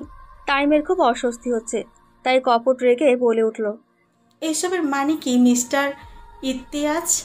আমাকে আটকে রাখার রাইট কে দিয়েছে আপনাকে? হাত ছাড়ুন বলছে। ভালোবাসা দেখাতে এসেছেন এখানে? আপনার ভালোবাসা নিকুচি করে যেতে দিন আমাকে, না হলে চিৎকার করব আমি। আতাবের শান্তশিষ্ট মুখটা হঠাৎ থমথম হয়ে গেল। রাগে আরো শক্ত করে ধরল তারিমের হাত। ব্যথায় চোখ বন্ধ করে নিল তারিম। টু শব্দ পর্যন্ত করল না। সে দেখতে চায় মানুষটা কি করে। আতাব তারিমের আরেকটু কাছে এগিয়ে এসে বলল, ভুলে যেও না, ইউ আর মাই ওয়াইফ। তোমার উপর সম্পূর্ণ অধিকার আমার আছে, তাই রাইট নিয়ে কথা বলো না। আর আমাকে ইগনোর করছো কেন? আমার ভালোবাসাকে ইগনোর করার রাইট কে দিয়েছে তোমায়? ওয়াইফ? নামেই ওয়াইফ। কখনো সে সম্মানটা দিয়েছেন? আর আমি আপনার ওয়াইফ দু একজন ছাড়া কেউ জানে না, তাই এত ওয়াইফ বলার কিছু হয়নি। বাইরে একজন মানুষ আপনাকে আমার সাথে দেখলে অন্য কিছু ভাববে। ছাড়ুন আমার হাত। মনটা যেহেতু আমার, সেহেতু আপনার ভালোবাসাকে ইগনোর করার রাইট আমার আছে। আর কাকে ভালোবাসা বলছেন? আপনার মন আছে, হৃদয় আছে, অনুভূতি আছে। যে অন্যের ভালোবাসাকে তুচ্ছ করে, দুজন ভালোবাসা মানুষকে আলাদা করে দেয়, তার মনে আদৌ ভালোবাসা আছে? তারিমের এমন কথায় আতাব তারিমের হাত ছেড়ে দিল। কিছুক্ষণ থম মেরে বসে থেকে বলল, ও, এই জন্য ইগনোর করছো? তোমার ভাইয়ের জন্য তুমি আমাকে ইগনোর করছো? আচ্ছা, তুমি তোমার ভাইয়েরটা ভাবলে, একবার আমার জায়গায় বসিয়ে দেখো তো। আদরের জায়গায় বসাও। আমি একজন ভাই হয়ে কিভাবে ঝুঁকির মুখে বোনকে দেই বলো? আনসার দাও। তারিম নিজেকে শান্ত রাখলো। রেগে গেলে সমস্যাটা বাড়বে, তাই শান্তভাবে বোঝানোটাই ভালো। আতাবের চোখের দিকে তাকিয়ে বলল, তাহলে বলবো আপনি আমাকে ভুলে যান, কারণ রিদান চৌধুরী ঝুঁকি নিয়ে থাকলে রিজ্জা চৌধুরীও ঝুঁকি নিয়ে থাকবে। হ্যাঁ, একবার আমি রিজ্জা চৌধুরী এক্সপোজ হলেই গার্ড ছাড়া বের হতেই পারবো না। শত্রুরা হামলে পড়ে কলিজাটা আলাদা করে নিবে। সেখানে যদি জানতে পারে রিজ্জা চৌধুরীর হাজবেন্ড আপনি, অবশ্যই আপনার জীবনে ঝুঁকিতে থাকবে। আপনাকেও ওরা টার্গেট করবে, সাথে আদুকেও। আপনাদের দুজনের জীবন ঝুঁকিতে থাকবে আমাদের ভাই বোনের সাথে জড়ালে। তাই প্লিজ আপনারা দুজন আপনাদের মতোই থাকুন। আমি আমার ভাইকে নিয়ে ভালো থাকবো। সুন্দর দেখে বউ নিয়ে এসে সংসার করুন। ওকে, এখন যাচ্ছে। তারিমের কথাটা আতাবের মনে ধাক্কা লাগলেও সেদিকে পাত্তা না দিয়ে রাগকেই প্রাধান্য দিল সে। তেজি কণ্ঠে বলে উঠল, তোমার কি আমাকে মেরুদণ্ডহীন মনে হয়? নিজের বউকে প্রোটেক্ট করতে পারবো না? একবার তোমার দিকে তাকিয়ে দেখুক, শরীর থেকে মাথা আলাদা করে দিব। আতাবের কথায় তারিম শব্দ করে হেসে দিল। হঠাৎই গর্জে উঠে বলল, আমার ভাইকে আপনার মেরুদণ্ডহীন মনে হয়? আমার ভাই তার বউকে প্রোটেক্ট করতে পারবে না? যে খুন খারাপি থেকে দূরে থেকেছে, সে নিজের ভালোবাসার জন্য খুনও করতে পারবে, অথচ যে এইসবের সাথে জড়িত, এইসব করতে হাত পা কাঁপে না, সে পারবে না? কোনটা মনে হয় আপনার? পাগলের মতো ভালোবাসে আমার ভাইয়াটা। তার মতো নিষ্ঠুর একটা মানুষের হৃদয়ে আদর ভালোবাসার ফুল ফুটিয়েছে। আপনার কি মনে হয় ওদের ভালোবাসা এতটাই ঠুমকো? আপনি জানেন আদরের হাত যে জায়গায় ছুরির আঘাত লেগেছে, ঠিক সেই জায়গাতে আমার ভাই নিজের এক হাতে একের পর এক ছুরি দিয়ে আঘাত করে গেছে। আদরের শরীর থেকে যতটা না রক্ত বের হয়েছে, ঠিক তার 4 গুণ রক্ত আমার ভাইয়ের শরীর থেকে বের হয়েছে। এটা করে ক্ষান্ত হয়নি? সে কেন প্রোটেক্ট করতে পারলো না, কেন বাঁচাতে পারলো না তার ভালোবাসাকে? সেই জন্য নিজের 2 হাত একের পর এক আঘাত করেই গেছে। যেভাবে নিজেকে কষ্ট দেয়া যায় ঠিক সেভাবে দিয়েছে শুধুমাত্র আদরের জন্য। আপনার কাছে এইসব কি মনে হয়? এমনি এসব পাগলামি আমার ভাই করেছে যন্ত্রণা থেকে। যে পাথর হৃদয়ে আদর ভালোবাসা নামক ঝড় তুলেছে, সে হৃদয়টা বরাবর কাঁপে প্রেয়সীকে হারানোর ভয়ে। পাগল হয়ে যায় আমার ভাইয়াটা, ছটফট করতে থাকে আদরকে হারানোর ভয়। এসবের সাক্ষী আমি নিজে। হ্যাঁ, নিজেকে আঘাত করার পরে আদো জ্ঞানে আদরের নামটাই জপতে আমার ভাই 104 ডিগ্রি জ্বরেও আদরের নাম মুখ থেকে সরাতে পারিনি। নিজেকেও এতটা ভালোবাসে না যতটা আদরকে ভালোবাসে। আর আপনি? আদরও ঠিক ততটাই ভালোবাসে। ভাইয়া তো কিছুদিন হলো ভালোবাসে। আর আদর, সে তো ইউনিভার্সিটির প্রথম থেকেই রিদান চৌধুরীকে ভালোবেসে আসছে। একবার ভাবুন তো, আদর যাকে এতটা ভরসা করে, সেই ভরসা করা মানুষটাই তার ভালোবাসা বোঝে না। আদর ঠিক আছে, কষ্ট হয় না ওর? আর সেদিন দোষটা ভাইয়ের ছিল না, আনাফ চৌধুরীর মেয়ের উপর অ্যাটাক হয়েছিল, আদরের উপর না। আপনি না বুঝেই এত সব করলেন। কিচ্ছু বলার নেই আপনাকে? আপনার বিবেককে প্রশ্ন করে দেখুন, কোনটা ঠিক কোনটা ভুল। পেছন রাখবেন না। আপনি যেদিন আসল আপনিকে ধরতে পারবেন, সেদিন তারিম ঠিক ফিরে আসবে। চোখের পানি মুছতে মুছতে হাঁটা ধরল তারিম। আর যদি আতায়েব বুঝতে না পারে, আর কখনো বুঝতে পারবে না। সেও আর ফিরবে না আতায়েবের জীবনে। যে অন্যের ভালোবাসাকে সম্মান দিতে জানে না, সে ভালোবাসা পাওয়ার যোগ্য নয়। আতায়েব মাথা নিচু করে থম মেরে বসে আছে। মাথায় কিলবিল করছে তারিমের কথাগুলো। বুকের ভেতর যন্ত্রণা হচ্ছে। তারিমকে ফেরানোর ইচ্ছে হলেও ফেরাতে পারছে না সে। কেউ যেন গলাটা চেপে ধরে আছে, কথা বের হচ্ছে না। তারিমকে পার্কের গেটের দিকে আসতে দেখেই একজন তাড়াতাড়ি সরে দাঁড়ালো সেখান থেকে। ওরা পার্কের গেটের সামনেই বসেছিল, আর কি কথা বলছিল সবটাই শোনা যাচ্ছিল গেট থেকে। তারিম পার্ক থেকে বের হয়ে কোন দিকে না তাকিয়ে রিক্সা ডেকে তাতে চেপে বসে, হাত দিয়ে ইশারা করে চলার জন্য। তারও যে কষ্ট কম হচ্ছে না, সে তো ভালোবাসে। এলোমেলো পায়ে রাস্তার পাশ দিয়ে হেঁটে চলেছে আদর। হাঁটা দেখে মনে হচ্ছে খুব দুর্বল। শরীরের দুর্বলতা নাকি মনের দুর্বলতা? চোখ দুটোতে নেমে এসেছে বাড়িধারা, থামার নাম নেই। চোখের পানি নির্লজ্জের মতো গালটাকে ভিজিয়ে দিচ্ছে। পানি মোছা যেন ইচ্ছেটাও আদরের মধ্যে নেই। তার কানেও তারিমের কথাগুলো ঘুরপাক খাচ্ছে। কৌতূহলবশত সে ড্রাইভারকে উল্টোপাল্টা বুঝিয়ে নেমে আসে গাড়ি থেকে। গেটের কাছে লুকিয়ে থেকে সবটা শুনতে পায় সে। সে জানে মানুষটা তাকে অনেক ভালোবাসে, কিন্তু এতটা ভালোবাসে জানা ছিল না। অথচ সে সেদিন ঘরে রিদানকে কেমন করে বলল, আমাকে যদি ভাইয়ার আপনার মধ্যে যে কোনো একজনকে বেছে নিতে হয়, আমি কিন্তু ভাইয়াকেই নেব। যার জন্য বেঁচে আছি, যার ভালোবাসায় বড় হয়েছে, তাকে ছাড়তে পারবো না। আমি আপনার আর ভাইয়াকে দুজনকেই চাই। আদরের এই কথাই কোনো ভুল ছিল কি না আদর জানে না। ভুল কি ছিল? এত বছরের ভালোবাসা তো মিথ্যে হতে পারে না। কয়েক মাসের ভালোবাসার কাছে, কিন্তু ভালোবাসা তো ভালোবাসাই। আচ্ছা, তার এই কথাটাই কি রিদানের মনে ভীতি সৃষ্টি করেছে? সে ভাইয়াকেই বেছে নিত ভেবেই নিজেকে আঘাত করেছে রিদান। সে তো অন্যভাবে বোঝাতে পারত, তাহলে এমন করলো কেন?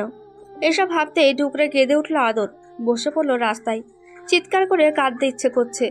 হঠাৎ নিজের ঠিক 2 হাত সামনে একটা গাড়ি ব্রেক কষতেই ভয় পেয়েছে আদর। ঠাস করে পড়ে যায় রাস্তায়। এত স্ট্রেস না নিতে পেরে তৎক্ষণাৎ জ্ঞান হারিয়ে লুটিয়ে পড়ে। কে হতে পারে লোকটি? আতায়েব কি বুঝবে, নাকি আগের মতোই তার ভাবনা নিয়ে থাকবে? নতুন সকালের আগমন। আজ সূর্যের অভিমান হয়েছে, তাই তো আকাশটা যেন গুমোট রূপ ধারণ করে আছে। না আছে রোদের ছিটে ফোটা, না আছে বাড়িধারা। আজ সকালটা আতায়েবের কাছে অন্যরকম লাগছে। কাল রাত 10টায় বাড়ি ফিরেছে সে। এসে নিজেকে ঘরবন্দি করে রেখেছিল। তারিমের কথাগুলো সারা রাত ভেবেছে। তারিম তো ঠিকই বলেছে। সে সত্যি ভালোবাসতে জানলে অন্যের ভালোবাসাকে অস্বীকার করতো না। সে বোনের প্রতি ভালোবাসায় অন্ধ হয়ে বোনের ক্ষতির দিকটাই শুধু ভেবে গেছে। বোনের ভালো থাকা ভাবেনি, কিন্তু আজ থেকে ভাববে সে। আজ আদরকে সে অন্যরকম একটি দিন উপহার দেবে। এসব ভেবেই আদরের ঘরের দিকে হাঁটা ধরল। কাল রাতে বোনটার খোঁজ নেওয়া হয়নি। এতটাই চিন্তিত ছিল যে বোন খেয়েছে কিনা তাও জানে না। পথের মধ্যে মামির সাথে দেখা হতেই আতায়েব একগাল হেসে বলল, মামি, আদর কাল খেয়েছিল? মামি চমকে উঠল। কি বলছে আতায়েব? আদর তো বাড়িতেই আসেনি। সে ভেবেছে আতায়েবের সাথে আছে। বিচলিত কণ্ঠে বলে উঠল, তুই আদরকে নিয়ে বাড়ি ফিরিসনি? আতায়েব ভ্রু কুঁচকে বলে উঠল, আমি আদরকে বিকেলেই পাঠিয়ে দিয়েছি। আমার সাথে ফিরবে কেন? মামি এবার পড়ে যেতে ধরল। আতায়েব তাড়াতাড়ি ধরে নিল। মামি কান্না ভেজা কণ্ঠে বলে উঠল, কাল তো আদর বাড়িই ফেরেনি। আমি ভেবেছি তোর সাথে আসবে, ড্রাইভার তো তাই বলল। তুই বলছিস আদর তোর সাথে আসেনি। আমার মেয়ে কই?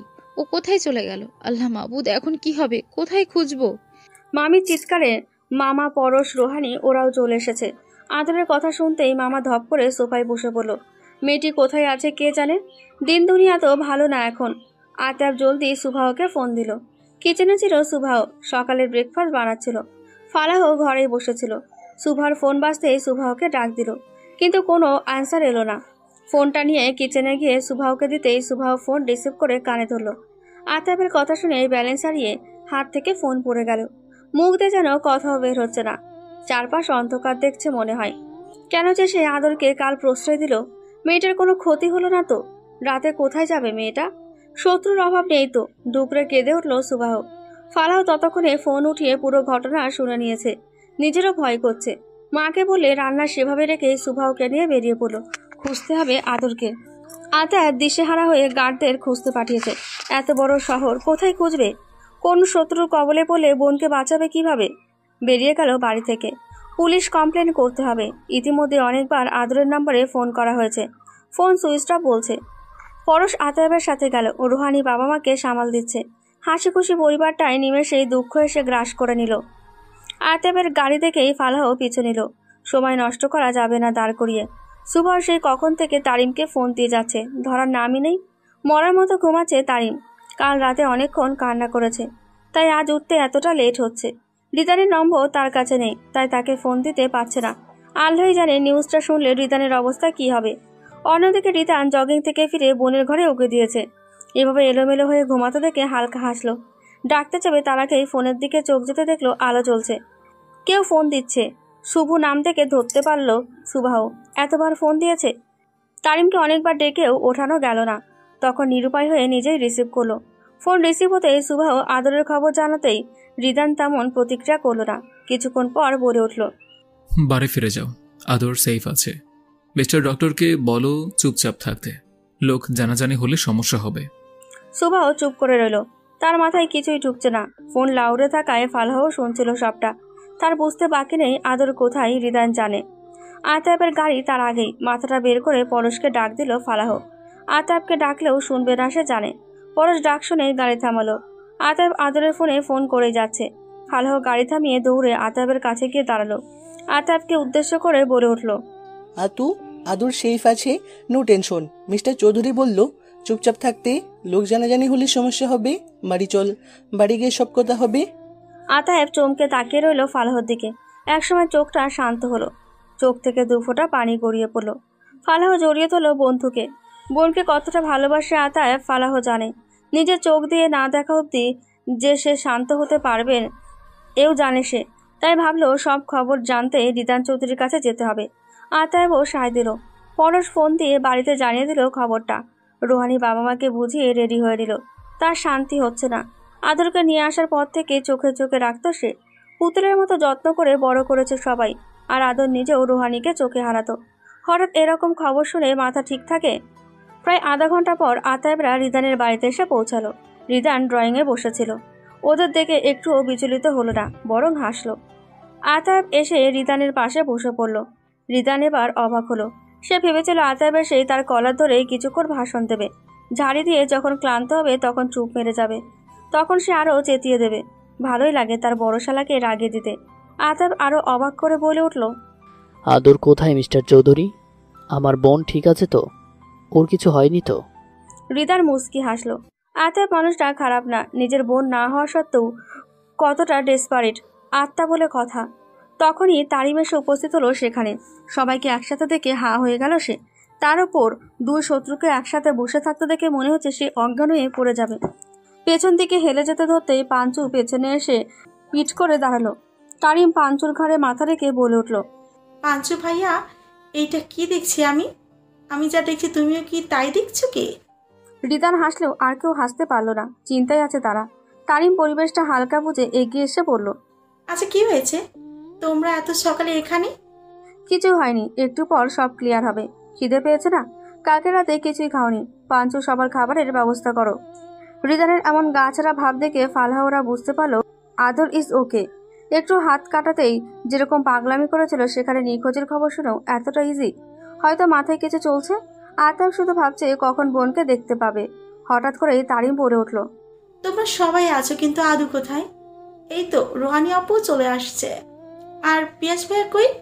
রোহানি কেবল দরজাতে ঢুকেছে তখনই তারিম কথাটি বলল। রিদান শান্ত সুরে বলল, বলেছি না, একটু পর সব বুঝতে পারবে। চুপ করে বসো। তারিম চুপ করে বসে পড়ল। এক নজর আতায়েবের দিকে তাকিয়ে চোখ ফিরিয়ে নিল। মানুষটাকে এমন লাগছে কেন? আদর নেই? আদরে কিছু হয়নি তো? বুকটা ধক করে উঠল তার। কিছু বলতে নেবে তার আগেই রিদান থামিয়ে দিল। সে তার বোনটাকেই খেয়াল করছিল। মতিগতি দেখেই বুঝে নিয়েছে বোন কি ভাবছে। আদর is okay Ridu, don't panic. Tarim মায়াভরা চোখে ভাইকে দেখল। মানুষটা তার মুখ দেখেই মনের খবর বলে দিতে পারে। ছুটে গিয়ে জড়িয়ে ধরল রিদানকে। রিদান নিজেও বোনকে আগলে নিল।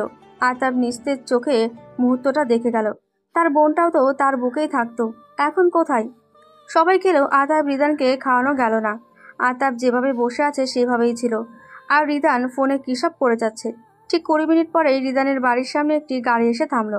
গাড়ি থেকে নেমে এলো একজন লোক, কাপড় দিয়ে মুখ ঢাকা।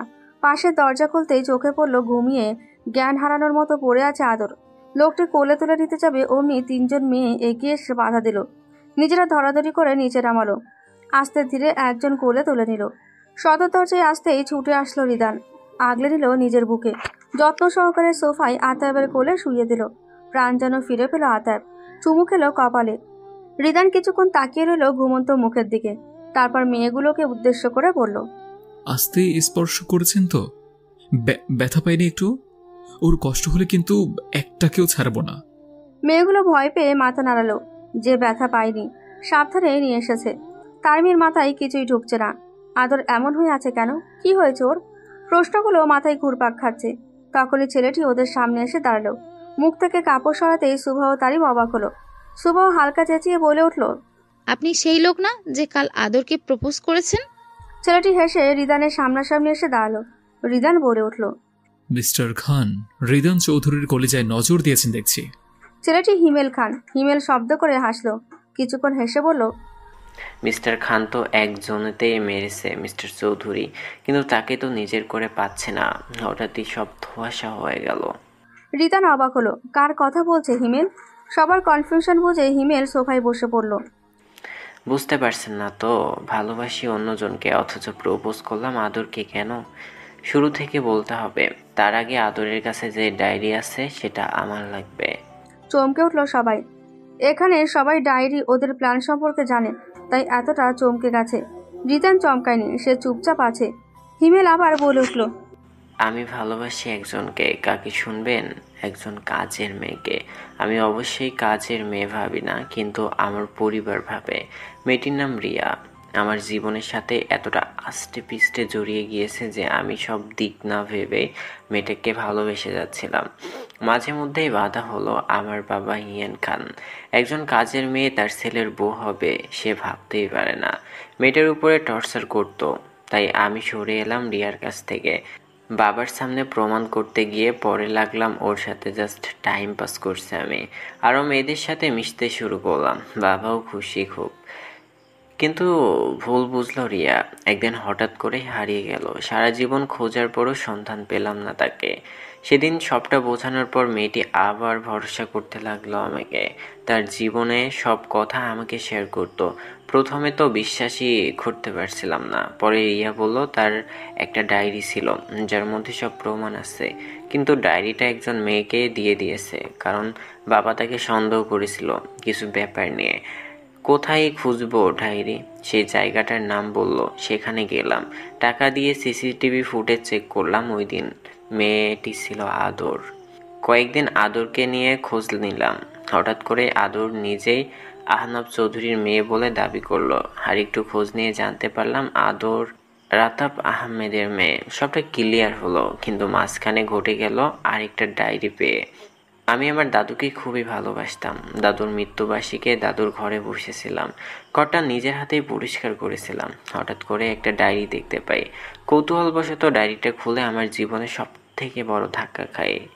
আমার দাদু রিয়ার ব্যাপারে সব জানতো, জেনে বুঝে সে রিয়াকে আমাদের বাড়িতে নিয়ে এসেছে।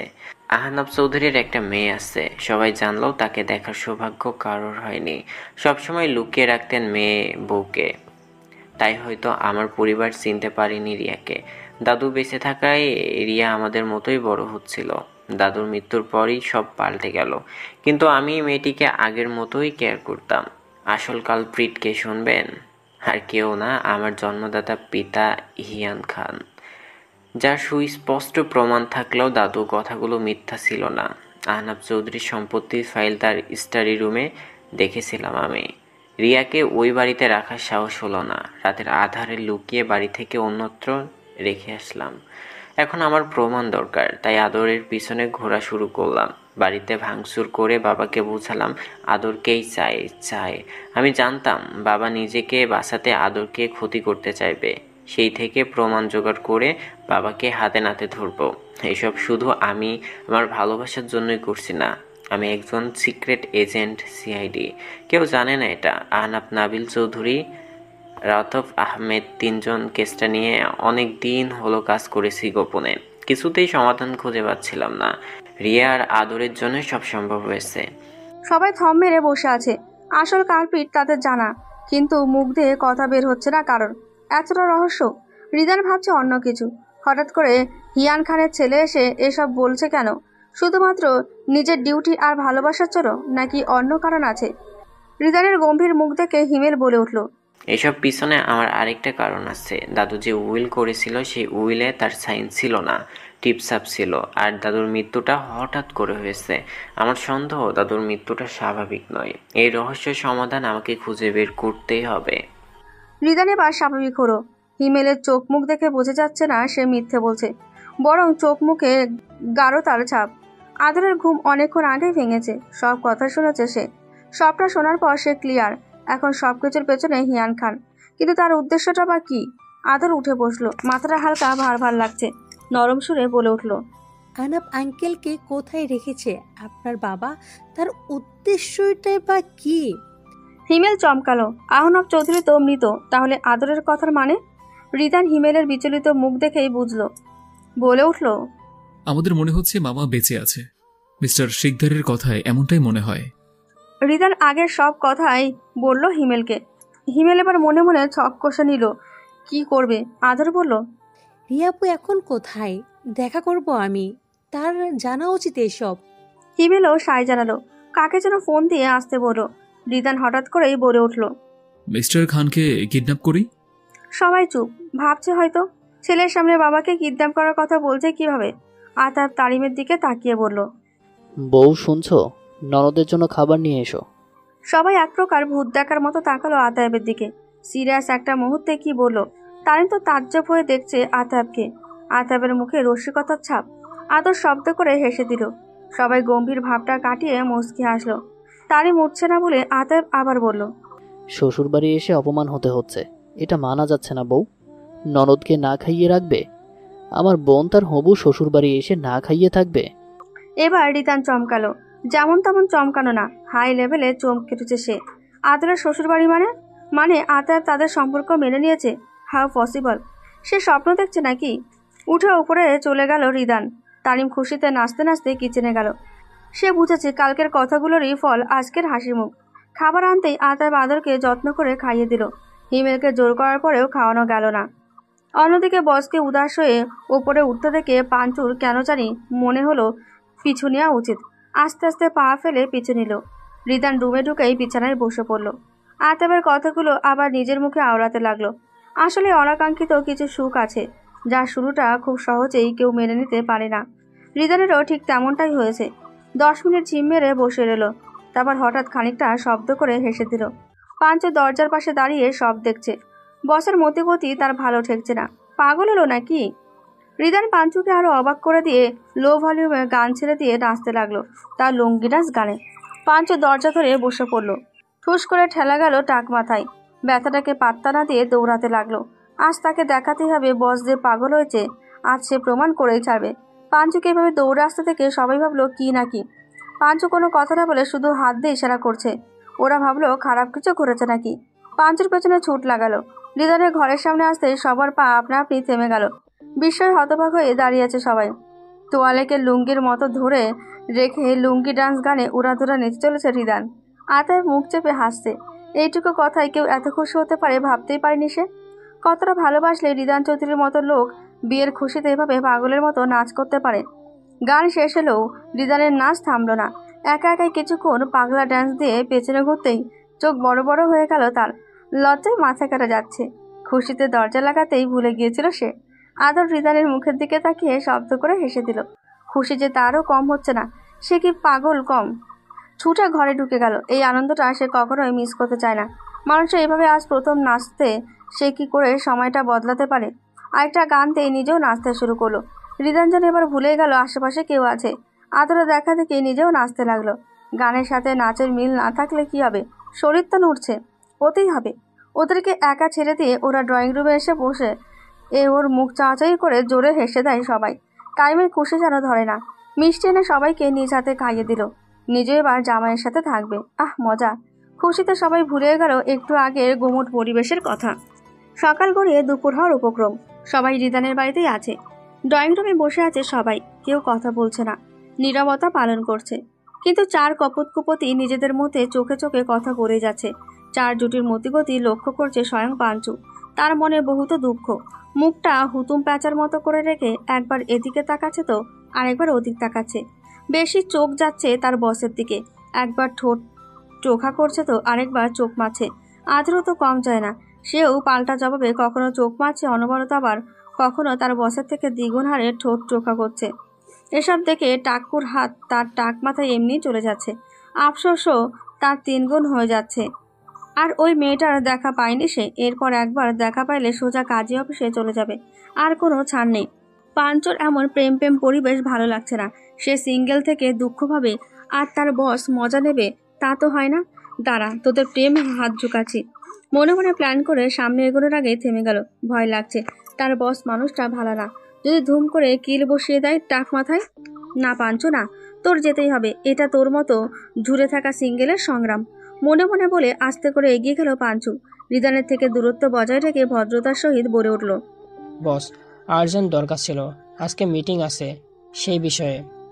রিদান বিরক্ত হলো। শান্তিতে প্রেমও করতে পারবে না নাকি? এই বিজনেস চুলোই যাক, কিন্তু ডিলটা খুব ইম্পর্টেন্ট ছিল।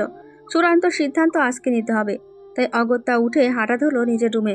পাঞ্চু নিজেকে বাহুবা দিয়ে রিদানের পিছু নেবে। তার পাশ ফিরে দেখতে পেল পিয়াস রোহানি দুজনে বেশ গল্প করছে। হাসতে হাসতে একজনের ওপর আরেকজন ঢুলে পড়ছে। তোদের হাসাহাসি করাচ্ছে তারা, ভেবে পিয়াসের একদম কাছে গিয়ে বলে উঠল, বস ডাকছে স্যার, চলুন। পিয়াসের রাগ হলো। হাঁটুর উপরে রাখা ছোট বালিশটা খামচে ধরল। মনে হচ্ছে রিদানকে চিবিয়ে খেতে পারলে শান্তি লাগতো। শালা নিজে প্রেম করবে অথচ তার প্রেমে বাধা দেবে। পাঞ্চু তাড়া দিতেই অগত্যা তাকে উঠতে হলো। রোহানির মুখটাও মলিন হয়ে গেল। আহা, সময়টা কত ভালো যাচ্ছিল। এই জিজুটা যে কি করে না, সবসময় কাজ আর কাজ। বিয়ের দিন শোধ তুলবে সে ভেবেই মনে মনে হেসে মাথা ঝাঁকালো, যেন এখনই সে রিদানের ওপর শোধ নিয়েছে। পাঞ্চু খুশি মনে ওপরে চলে গেল। আহা, এখন কর প্রেম। কিছু সিঁড়ি ভেঙে নিচের দিকে তাকাতে দেখলো আতাব তারিমের হাত ধরে বসে আছে। মুখে হাসি টেনে আস্তে আস্তে কিসব বলছে আর তারিম লাল নীল হলুদ সবুজ বেগুনি হয়ে যাচ্ছে। তার পাশে সোফায় ফালাহ সুবাহ কিছুক্ষণ কথা বলছে তো কিছুক্ষণ এটা ওটা নিয়ে খুনসুটিময় ঝগড়া করছে। টাকলা মাথাটায় হাত বোলালো পাঞ্চু। না, এদেরকেও ছাড় দেওয়া যাচ্ছে না, শাস্তি এদেরকেও পেতে হবে। ঝটপট নিচে নেমে এসে তারিমের সামনে মাথা নিচু করে দাঁড়ালো। আর তার তখনও তারিমের হাত ধরে আছে। পাঞ্চুর মনে হচ্ছে ডিলটা ফেটে যাবে। মনে মনে আতাবকে নির্লজ্জ বলেও ক্ষান্ত হলো না। তারিমকে উদ্দেশ্য করে বলল, তরু আপু, বস কফি দিতে বললো। তারিম জোর করে আতাবের হাত থেকে নিজের হাত ছাড়িয়ে নিল।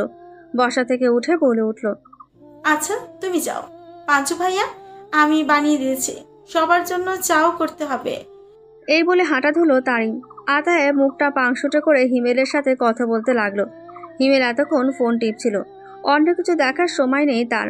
পাঞ্চু এবার সুবাহর দিকে তাকিয়ে বলে উঠল, শুভ আপু, তরুণ আপুকে সাহায্য করো একটু, একা একা কাজ করছে। চমকে উঠল ফালাহ সুবাহ। এতক্ষণ নিজেদের প্রেমালাপে ব্যস্ত ছিল। হুট করে দাঁড়িয়ে গেল সুবাহ। লজ্জা পেয়েছে একটু। রান্নাঘরের দিকে ছুটল। ফালাহ নিজের অবস্থান থেকে উঠে আতাবের পাশে বসে আলাপ করতে লাগলো। পাঞ্চু একগাল হাসলো। এখন শান্তি লাগছে। আদর লক্ষ্য করছিল পাঞ্চুকে। পাঞ্চু আদরের দিকে তাকিয়ে টাক মাথায় হাত দিয়ে ভ্রু নাচালো। আদর খিলখিল করে হেসে দিল। সে সবটাই বুঝতে পেরেছে।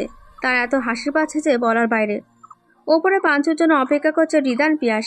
সেই কাজের কথা বললো, অথচ তারই আসার নাম নেই। পাঞ্চু আসতেই রিদান ভাবলো একটা ঝাড়ি দেবে।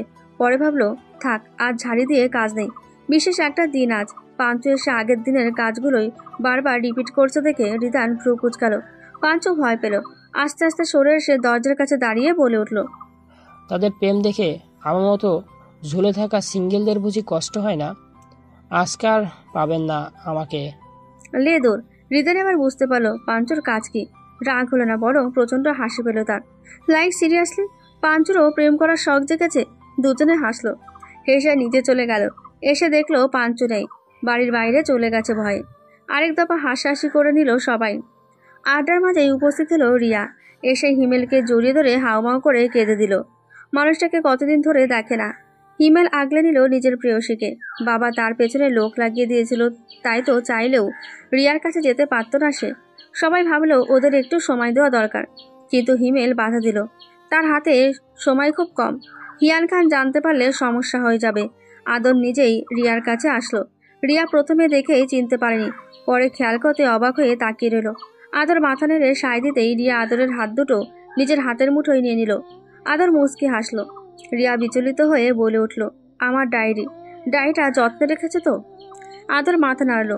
রিয়াকে নিয়ে সোফায় বসলো। রিদান তারিমের দিকে ইশারা করে বলল, আমার ফুফাতো ভাই বোন রিদান চৌধুরী ও রিজ্জা চৌধুরী। রিয়া অবাক হয়ে তাকালো ওদের দিকে। ওর যেন বিশ্বাসই হচ্ছে না। তারিম এগিয়ে এসে জড়িয়ে ধরে রিয়ার পাশে বসলো।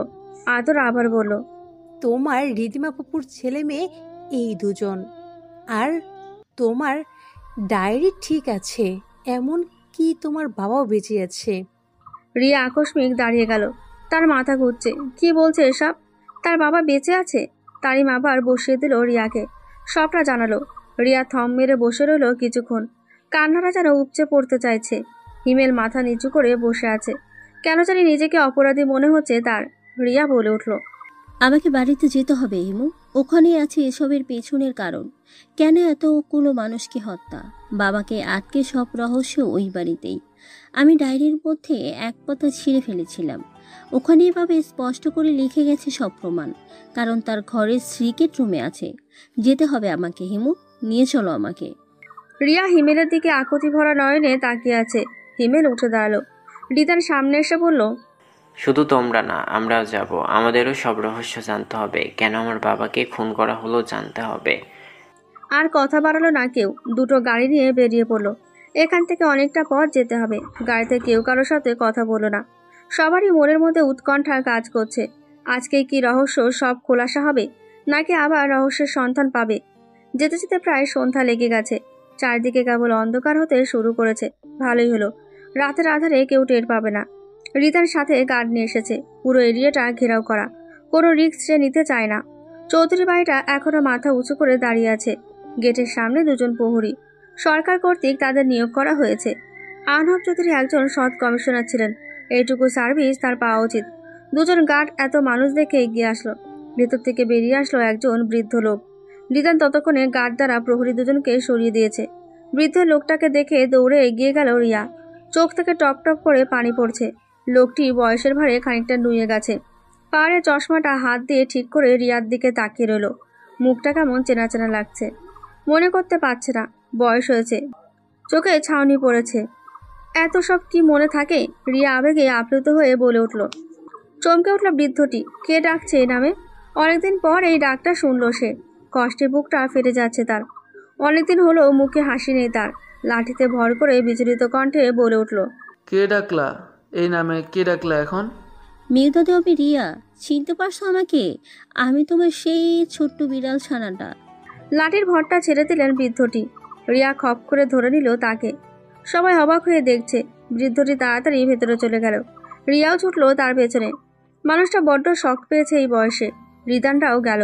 সবকিছু শুনতে হবে। রিয়া সরাসরি নিজের ঘরে ঢুকে পড়ল। এই বাড়ির প্রত্যেকটা কোণা তার চেনা। এই বাড়ি তার জগৎ ছিল যে। বৃদ্ধটি একটা ছবি ফ্রেম আগলে রেখে নিচে বসে আছে। ঘরটা একদম ছকছক করছে। মনে হচ্ছে না এখানে কেউ থাকে না। এত বড় বিছানা থাকা সত্ত্বেও বৃদ্ধটি নিচে বিছানা করে ঘুমায়।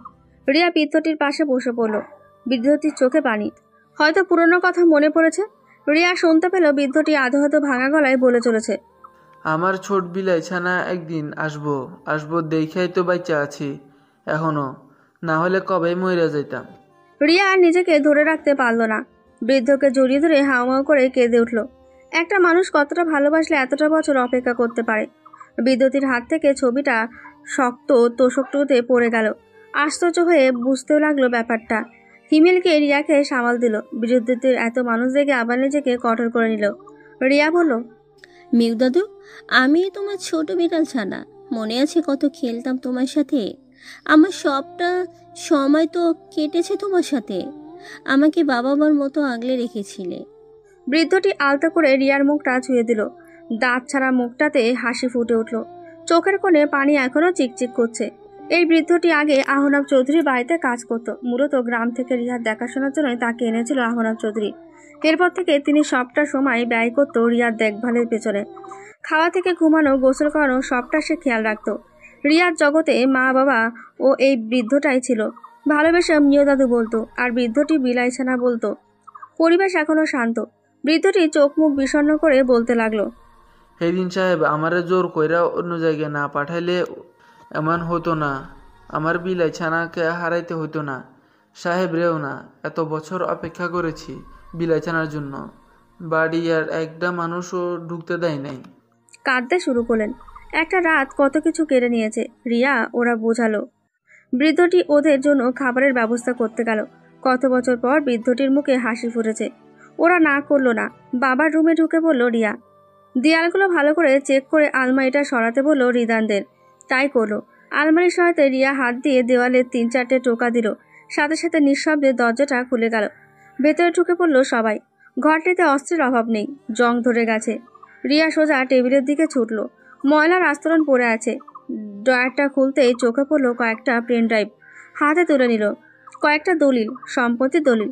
স্পষ্ট লেখা আছে তার সব সম্পত্তির অর্ধেক তার মেয়ে আর অর্ধেক তার বোন রিদিমা চৌধুরী, যা পাবে তার ছেলে মেয়ে। রিয়া রিদানের হাতে দলিলটা দিল। রিদান দেখলো না, রেখে দিল। তার এসবে ইন্টারেস্ট নেই। তার কি কম আছে? সারা ঘর খুঁজলো, আর কিছু পেল না। বের হয়ে আসলো ঘর থেকে। রাত 10টায় সবাই খেতে বসলো। নিজ হাতে রিয়াকে বেড়ে দিচ্ছে বৃদ্ধটি। রিয়া মায়া ভরা চোখে দেখছে সবটা। খাওয়া দাওয়া শেষে চলে আসার প্রস্তুতি নিতেই বৃদ্ধটি মন খারাপ করলো। রিয়া বলল, আমি একা যাচ্ছি না, তুমি যাবে আমার সাথে।